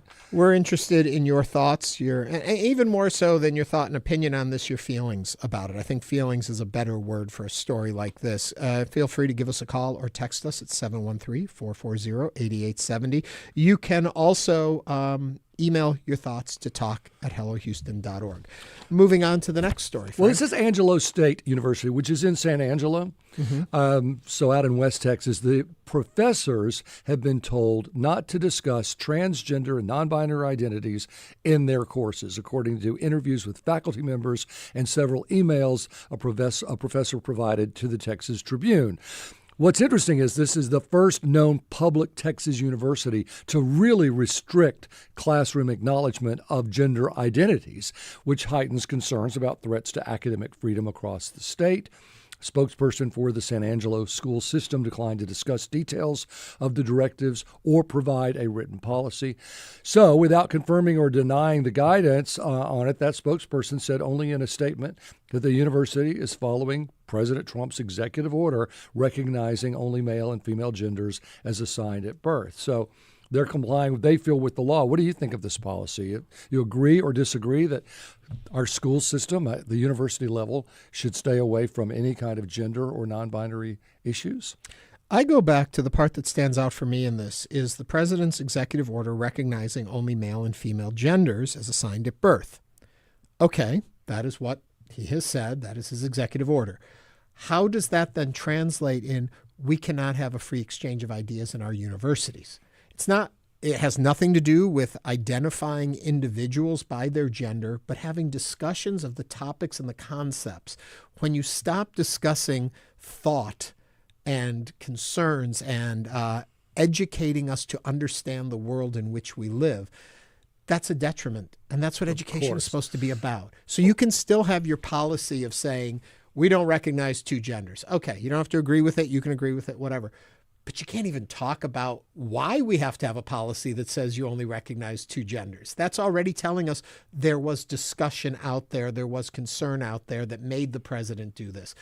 But you can't explore that now. Well, it's just like when I was in college, and you were probably in college a little later than I was. We never talked about gender identities and non-binary issues because we didn't know about them. And so if you reverse that, if you don't talk about them now, it's almost like you're just trying to erase them. And that's, I think, the real concern is that if we declare male and female and that's it, and we don't teach it and we don't discuss it, it'll go away. And it's not going to go away. It's something that is out there. We didn't know much about it when I was in college, which was in the 70s. So we didn't talk about it. Now, maybe we talked about a lot of other things, and probably as much as we would have talked about it had we known about it, because the 70s, that was when we had the women burning their bra and the wars that people were protesting and black power and gay power. And so there were a lot of agendas there that people were talking about, but we just didn't know about this. Yeah. Well, I went to a Jesuit university. I went to Loyola University, and you would think because it's a Jesuit university, it would be a bit more conservative, but the Jesuits are a pretty liberal faction in there. And we talked about all different sorts of things. And I'm sure we talked about the concept of being transgender. We talked about, remember, Christine Jorgensen was a very famous transgender individual, one of the first that really captured the nation's attention. And I believe in our sociology class, we talked about that. And not that we were converting anyone to anything, and not that we were saying you should re-examine how you identify yourself, but it was a part of our history, and it was a part of our even pop culture. It was just part of our culture. when this serviceman went through the process of becoming Christine Jorgensen, it was big news. Can you not talk about history now? Can you not talk about that moment when that happened? That's the part that bothers me. Not so much your political bents or your beliefs and things, but we have to be able to talk about what happened. Well, why are state universities afraid of funding if they don't abide by this gender rule? Mm-hmm. Is that what their fear is? Because we're seeing people that, the president of A&M had to step down, and a professor was fired for talking about gender identity, and a student questioned that and said, "I think what we're doing here is illegal." Mm-hmm. Is House Bill 229 now a state law that requires a strict binary definition of gender for the collection of vital statistics? So the letter, Greg Abbott's letter directing state agencies to, quote, reject woke gender ideologies. And I want to remind everyone we're getting this story from the Texas Tribune, who has been reporting on it, to share this information with you. What are your thoughts? We're curious. 713-440-8870. Well, Nicole says on our YouTube, so much policing of language and ideas. I'm strongly against it. Yeah, it bothers to me. I've always said, you don't have to like the ideas, but we should always be free to talk about them. Once you stop talking, that's where the problems begin. And that's something that we need to make sure we continue to do, is talk about ideas. That's what we do here every day. We invite you into the conversation to share your thoughts and opinions on the stories. It's an important thing to have. Coming up on Hello Houston, I can see he's waiting for us already, Eric O'Neill, a former FBI counterintelligence operative. He'll be with us to talk about the shooting that took place at the ICE building in Dallas on Wednesday, and what we need to know, how to look at these events and these situations and what we can glean from them. That's coming up next on the show right here on Hello Houston on News 88.7.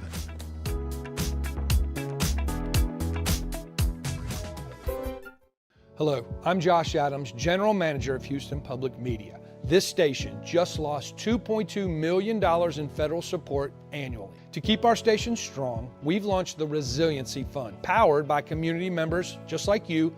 Your support will help bridge the funding gap and ensure these programs remain free and accessible to everyone. If public media and this station matter to you, now is the time to act. Support the Resiliency Fund today at houstonpublicmedia.org/donate. So what's happening in Congress? Well, this is something that is going to be tough to defend in an election year. And that's assuming it even passes, which it might not. Imagine you could listen in. And then what about the Senate? The bills are just rocketing out of the chamber. Have they gone too far? The House might say, well, wait a minute. Well, you can. Party Politics with Brandon Rottinghouse and Geronimo Cortina. Fridays at 7:30 p.m. on News 88.7, at 8 on TV8, and on your favorite podcast platforms. I'm Reid Hoffman. And I'm Aria Finger. And we host Possible. We want to know what happens if, in the future, everything breaks humanity's way. This week, we're talking to Yuval Noah Harari, philosopher and historian. If the AI tycoon himself behaves in an untrustworthy way, there is no way that he can produce a trustworthy AI. This is Possible. You can listen to the program this Sunday night at 9 o'clock. Support comes from Laporte CPAs and Business Advisors, an independent accounting and business advisory firm serving clients for more than 75 years, with 190 employees across offices in Houston, New Orleans, and other locations. More information at laporte.com. Support comes from UT Health Houston, home to Dr. Ramesha Papana and the Fetal Center team, who pioneered a prenatal patch to help babies with spina bifida walk earlier and better. More at uth.edu/manyfaces.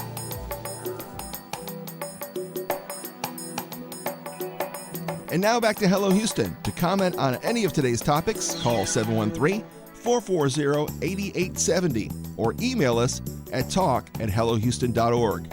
Now back to Ernie Manouse, Celeste Díaz Schurman, and Frank Billingsley. On Wednesday in Dallas, a gunman opened fire outside a federal immigration office. The shooting took place near an ICE building and has raised new concerns about the evolving threats to federal agencies and public safety. No law enforcement officers were injured, but 3 detainees were shot. 1 was killed. 2 others were critically wounded.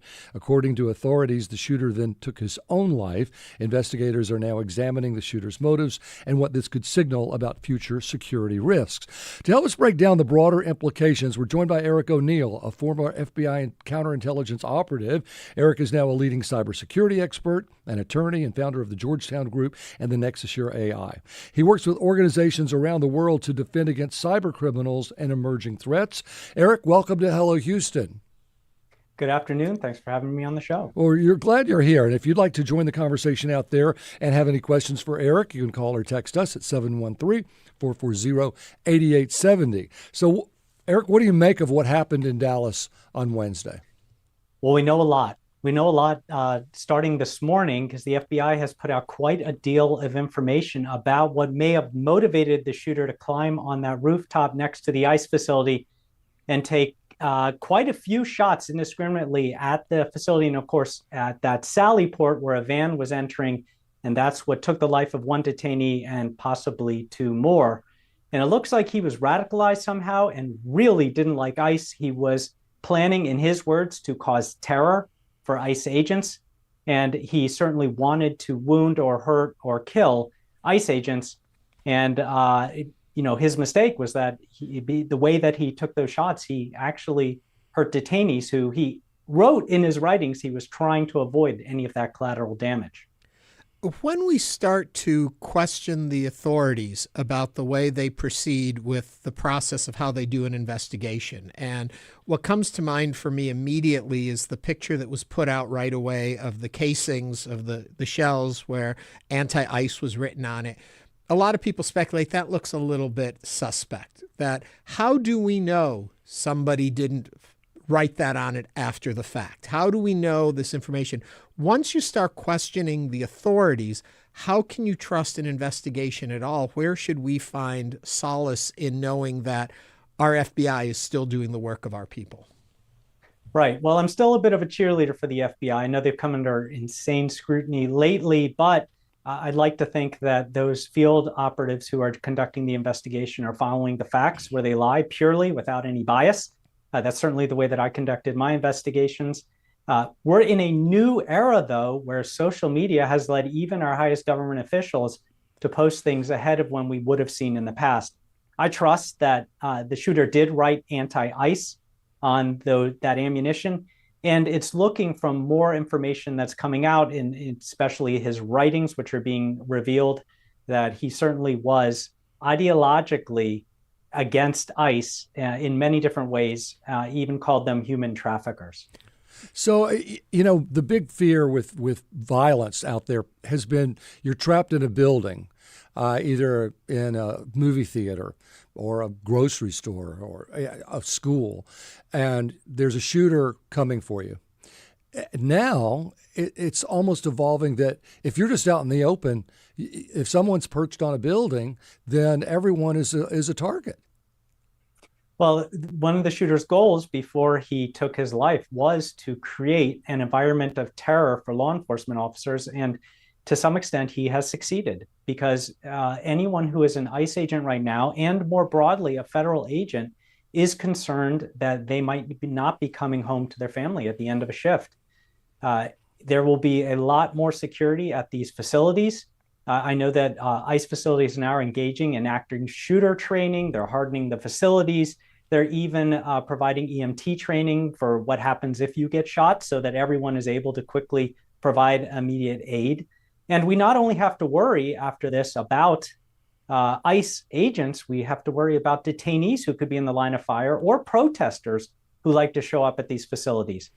Anyone could potentially be a victim. Well, and it sort of been lost. You just mentioned that. It's kind of been lost that a detainee was killed and 2 others might die. They're critically wounded. These are people who I'm assuming were brought in against their will by federal ICE agents and were being detained more than likely. I mean, I don't know anything about them. I mean, it's just they're detainees. That's all I'm getting. And These people were at least expecting to be protected. Well, I mean, if someone took me and arrested me and put me in a facility, I would at least expect that they were going to protect me from being killed. But I've heard no one address this. Yeah, right now we know very little about the detainees, other than there have been some organizations who mentioned that that one of them is a Mexican citizen. Other than that, we know very little about them, other than they were unfortunately in the line of fire.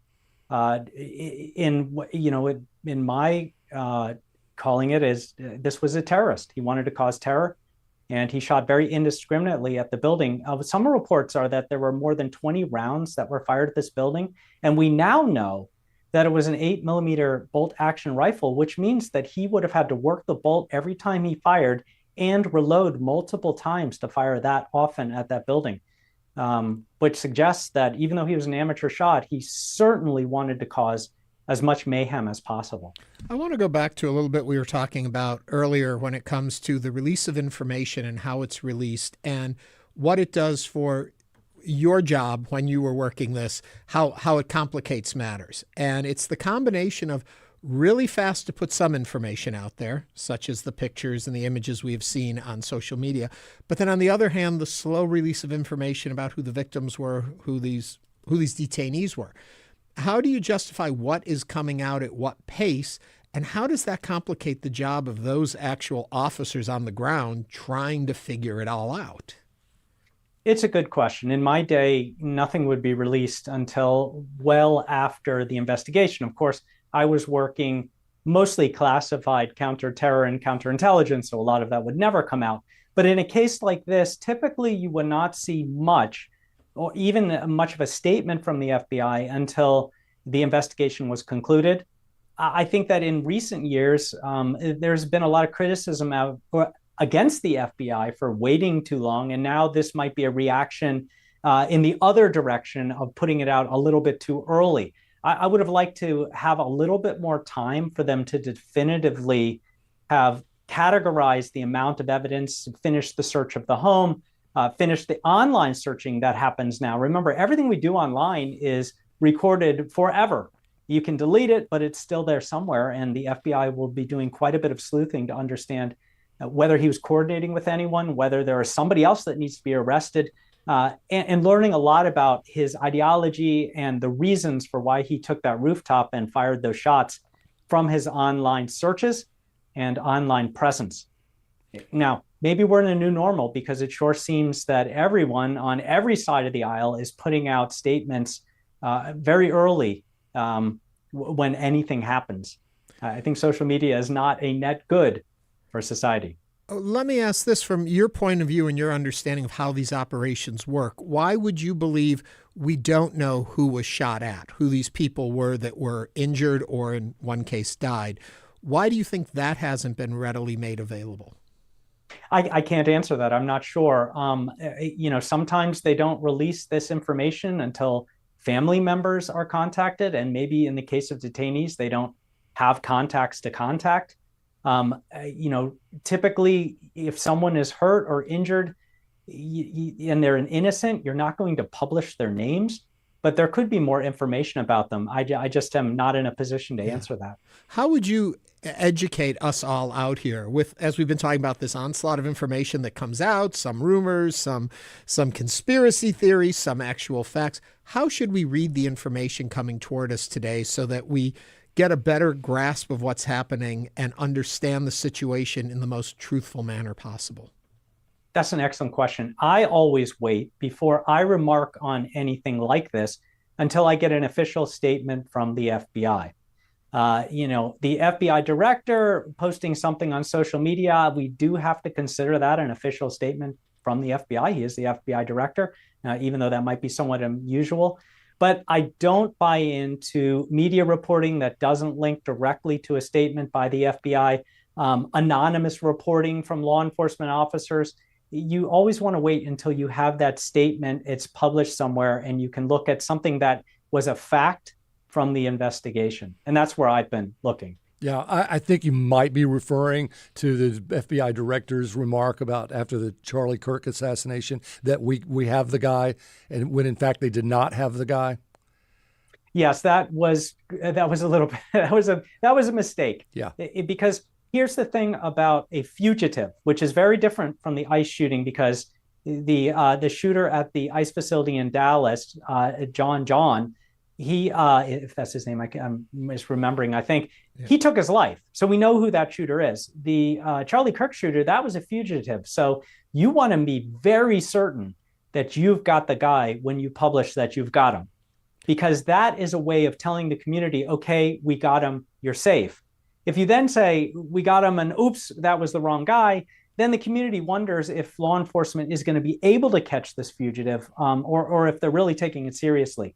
So that was a bad mark on the director's immediate rush to get information out there. And that's why it's always best to wait until you're 100% positive of your facts before you publish something for the media or for citizens. Well, it's always a problem, especially in the way these two shootings happened so close to each other, in that first misstatement by Kash Patel, which then helps to fuel more speculation that this is conspiracy now in this shooting, because the information we can't trust as much as we thought we could. So that rush to get something out there, it's what we face too in the news industry all the time. You got to make sure when you go forward with your information that it is the accurate information, or your trust starts to erode. As we see more of this happening, how does the FBI get on that path again to reassure faith in the people and the citizens to believe the FBI is doing the work?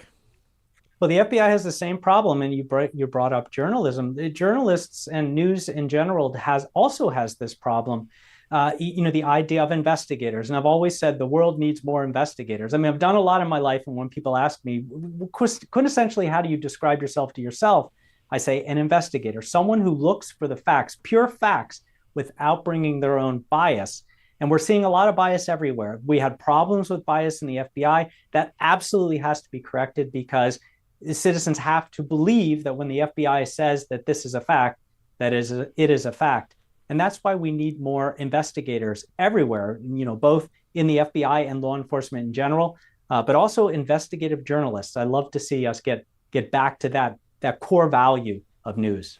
Eric, turning just a little bit to your expertise, you're the founder of the Georgetown Group, and I hope I say this right, Nexusure AI?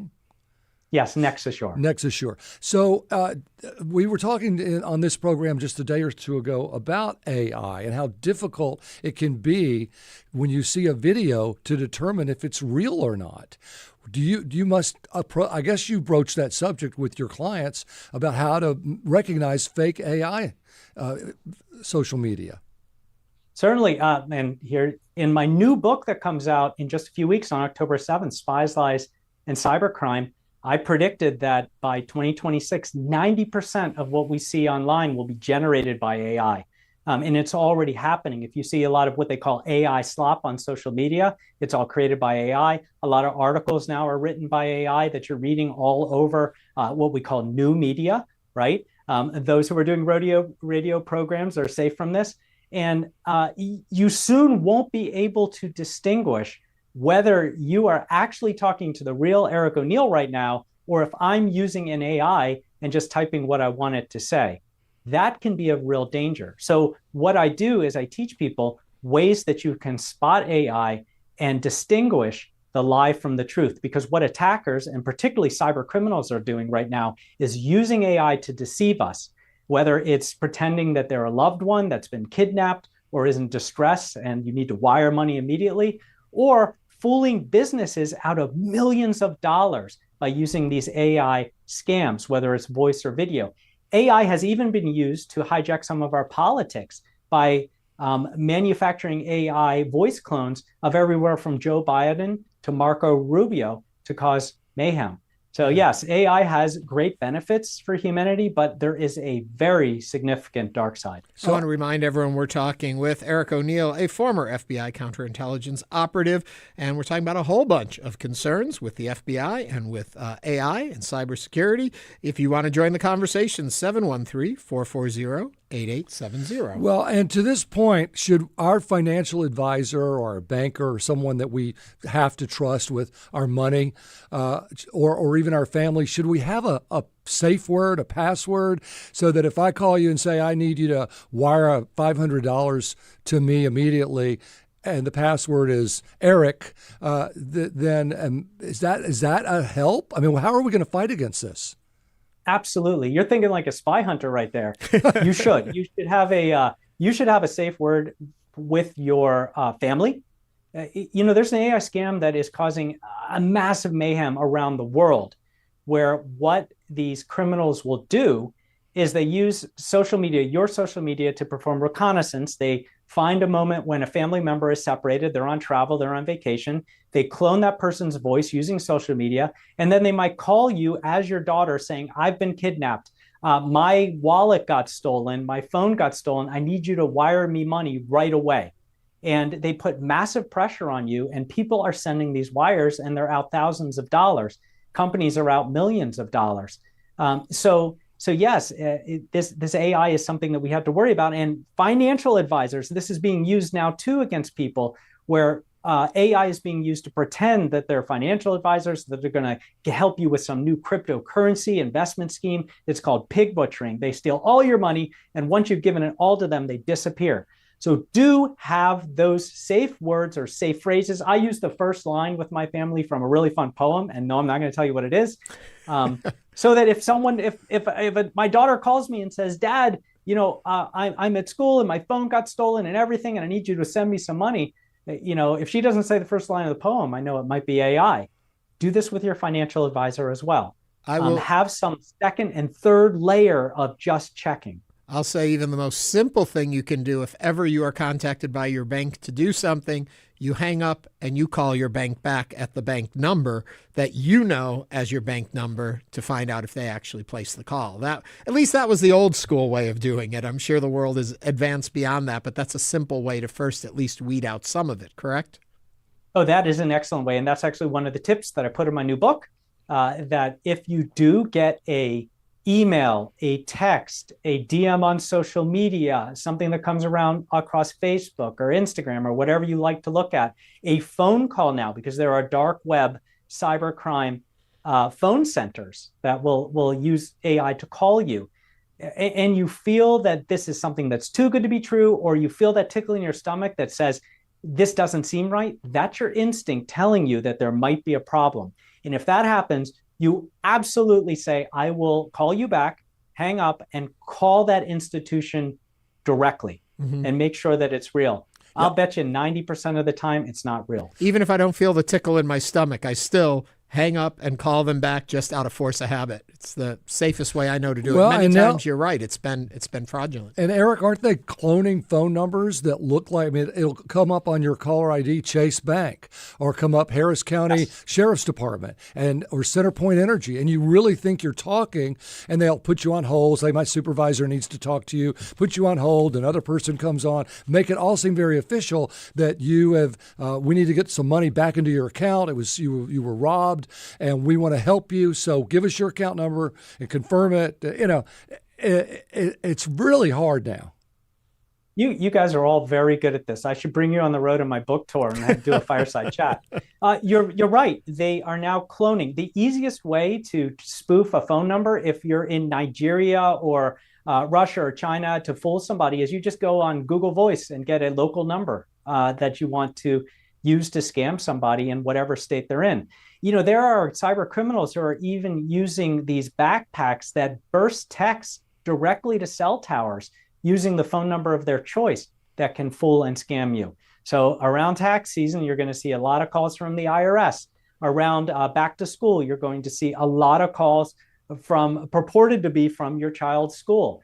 Around the holidays, you see all sorts of gift scams and purchase scams.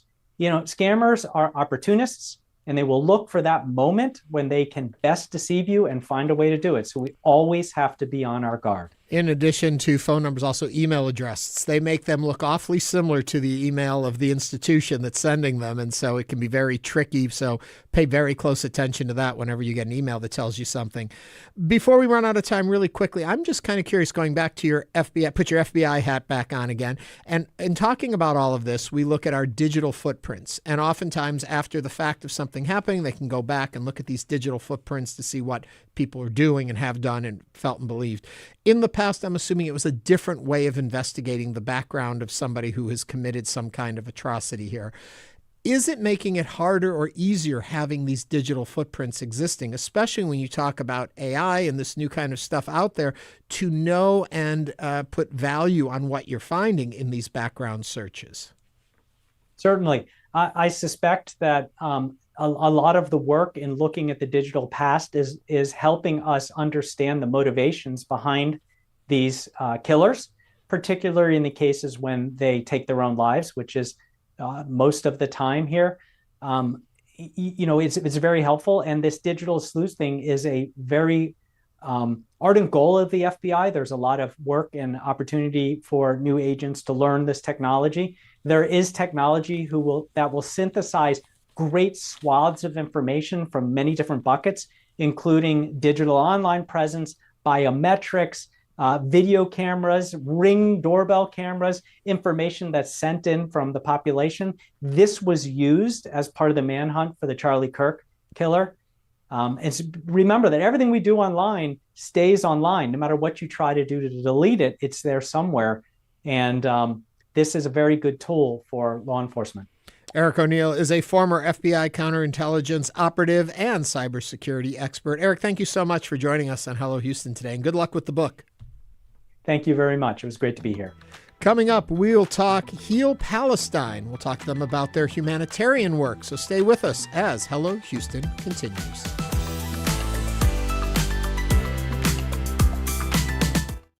With federal funding cuts, Houston Public Media has lost $2.2 million annually. In response, we have launched the Resiliency Fund, an urgent initiative to protect the programs and services you rely on. That includes PBS Kids, that provides free educational programming to children and families across Greater Houston. Your support of the Resiliency Fund helps keep this vital service accessible to our community. Give now at houstonpublicmedia.org/donate. You're in your high school newspaper, covering basketball games to prom. Then your team starts to follow a rumor, and suddenly the administration wants to shut you down.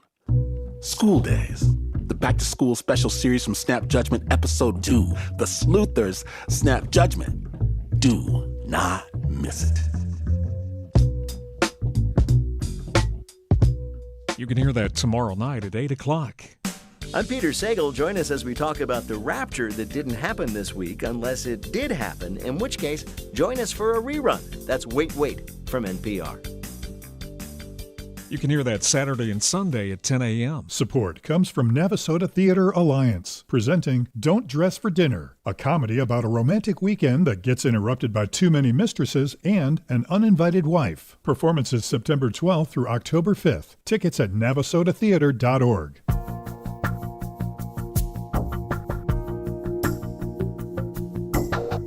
And now back to Hello Houston. To comment on any of today's topics, call 713-440-8870 or email us at talk@hellohouston.org. Now back to Ernie Manouse, Celeste Díaz Schurman, and Frank Billingsley. In the wake of unimaginable trauma, a group of volunteers in Houston is stepping up to offer more than just medical care. They're offering a second chance at life. The nonprofit HEAL Palestine is working to bring young survivors from Gaza to the United States for life-changing treatment and long-term support. And here in Houston, the local chapter is playing a vital role in that mission, helping children not only receive prosthetics and therapy, but also finding stability, education, a sense of belonging. Joining us now is Dr. Farah Shah, a dermatologist in the Houston Medical Center and co-founder of the HEAL Palestine Houston chapter, to talk about the important work being done in our city and the lives being changed because of it. Dr. Shah, welcome to Hello Houston. Thank you. Thank you for having me, Ernie. So let's just start off with asking if you can tell us a little bit about HEAL Palestine's mission and how the Houston chapter became involved in supporting children from Gaza.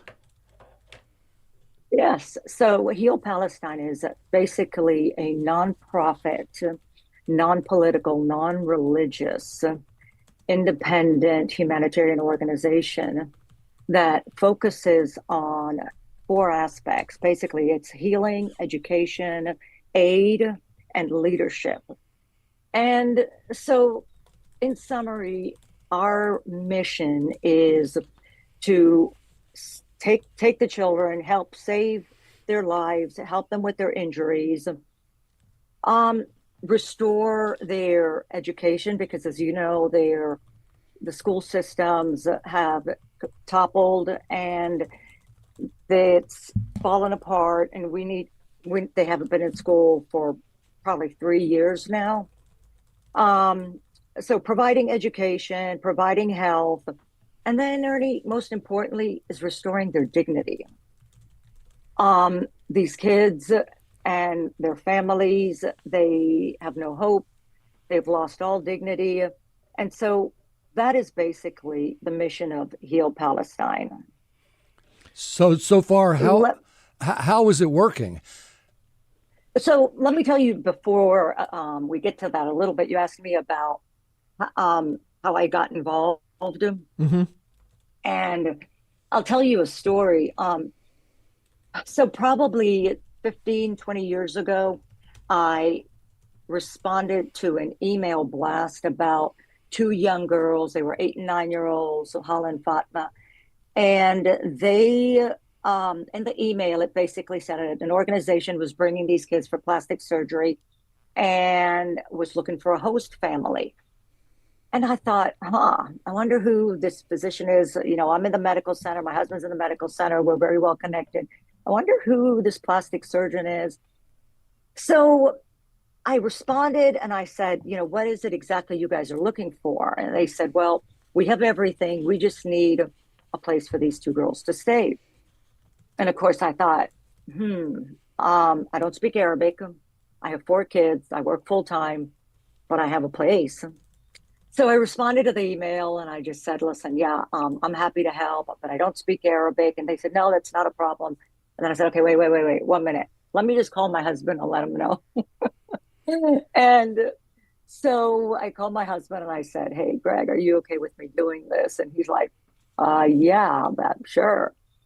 So 2 weeks later, we're at the airport and we are welcoming these 2 beautiful girls from a refugee camp in Gaza. Now, mind you, this is like 15 years ago, who had been severely burnt and disfigured from a fire. And here we were, brought them and cared for them. I couldn't speak a word of Arabic, but I realized a lot of love can be demonstrated in your actions. So brought them to Houston, and it was a game changer. I think my family got more out of this than they got. So that for me was a big motivation to become involved in bringing kids from these areas, the war-torn areas, and bringing the kids here for, in many cases, life-saving surgeries. So since then, I've been involved in bringing the kids over here. And my husband, he's an orthopedic surgeon. And of course, a lot of these injuries are orthopedics. And so together, we've been bringing kids here for about 15 years. Really quickly, how many children or lives has your organization touched, would you say? In total this year, probably 30 something. Oh, wow. Nice. We've had 6 in Houston. So quickly, if somebody wants to get involved, where do they go? Do you have a website? Yes. There's a website, healpalestine.org. And there's also a Instagram, all that social media type of stuff. Okay. Heal.Palestine. HEAL Dr. Shah, Palestine. thank you so much for joining us. Sorry we're short on time today. The work that she does as a dermatologist at Houston Medical Center, but is actually the co-founder of HEAL Palestine Houston chapter. Dr. Shah, thank you for joining us on Hello Houston. Oh, thank you so much for having us. And look who's back. I'm back. You're back. Great job there at Daikin Park. That looked like a lot of fun. It was so much fun. You guys, definitely the vibe, Houston is vibing right now. Yep. I mean, it was phenomenal to see those guys. And I think we see them as entertainers, as they're coming out and doing unicycle. How do you say it? Unicycle. But they're also really good baseball players. Sure. Yeah. Well, it was fun to have you out there. It was fun to bring a little yellow into the studio with all those bananas out there.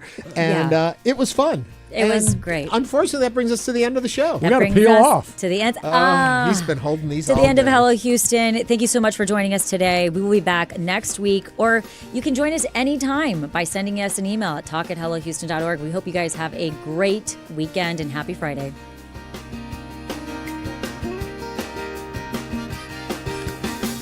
Thanks for listening to Hello Houston. Join us every Monday through Friday from 11 a.m. to 1 p.m. to talk all things Houston. The Hello Houston production team includes Garrett Bowman, William Menjivar, Jen Altide, Todd Holslander, and Jim Kovacic. For the latest in local news, subscribe to the Hello Houston daily newsletter at HoustonPublicMedia.org. Hello Houston is a production of Houston Public Media. The opinions expressed by the guests of this program are solely their own and do not represent the views of management, staff, or underwriters of Houston Public Media. This is News 88.7. I'm Anita Rao. Baby boomers grew up in the psychedelic era. And while some left those drugs behind for good, others are starting to use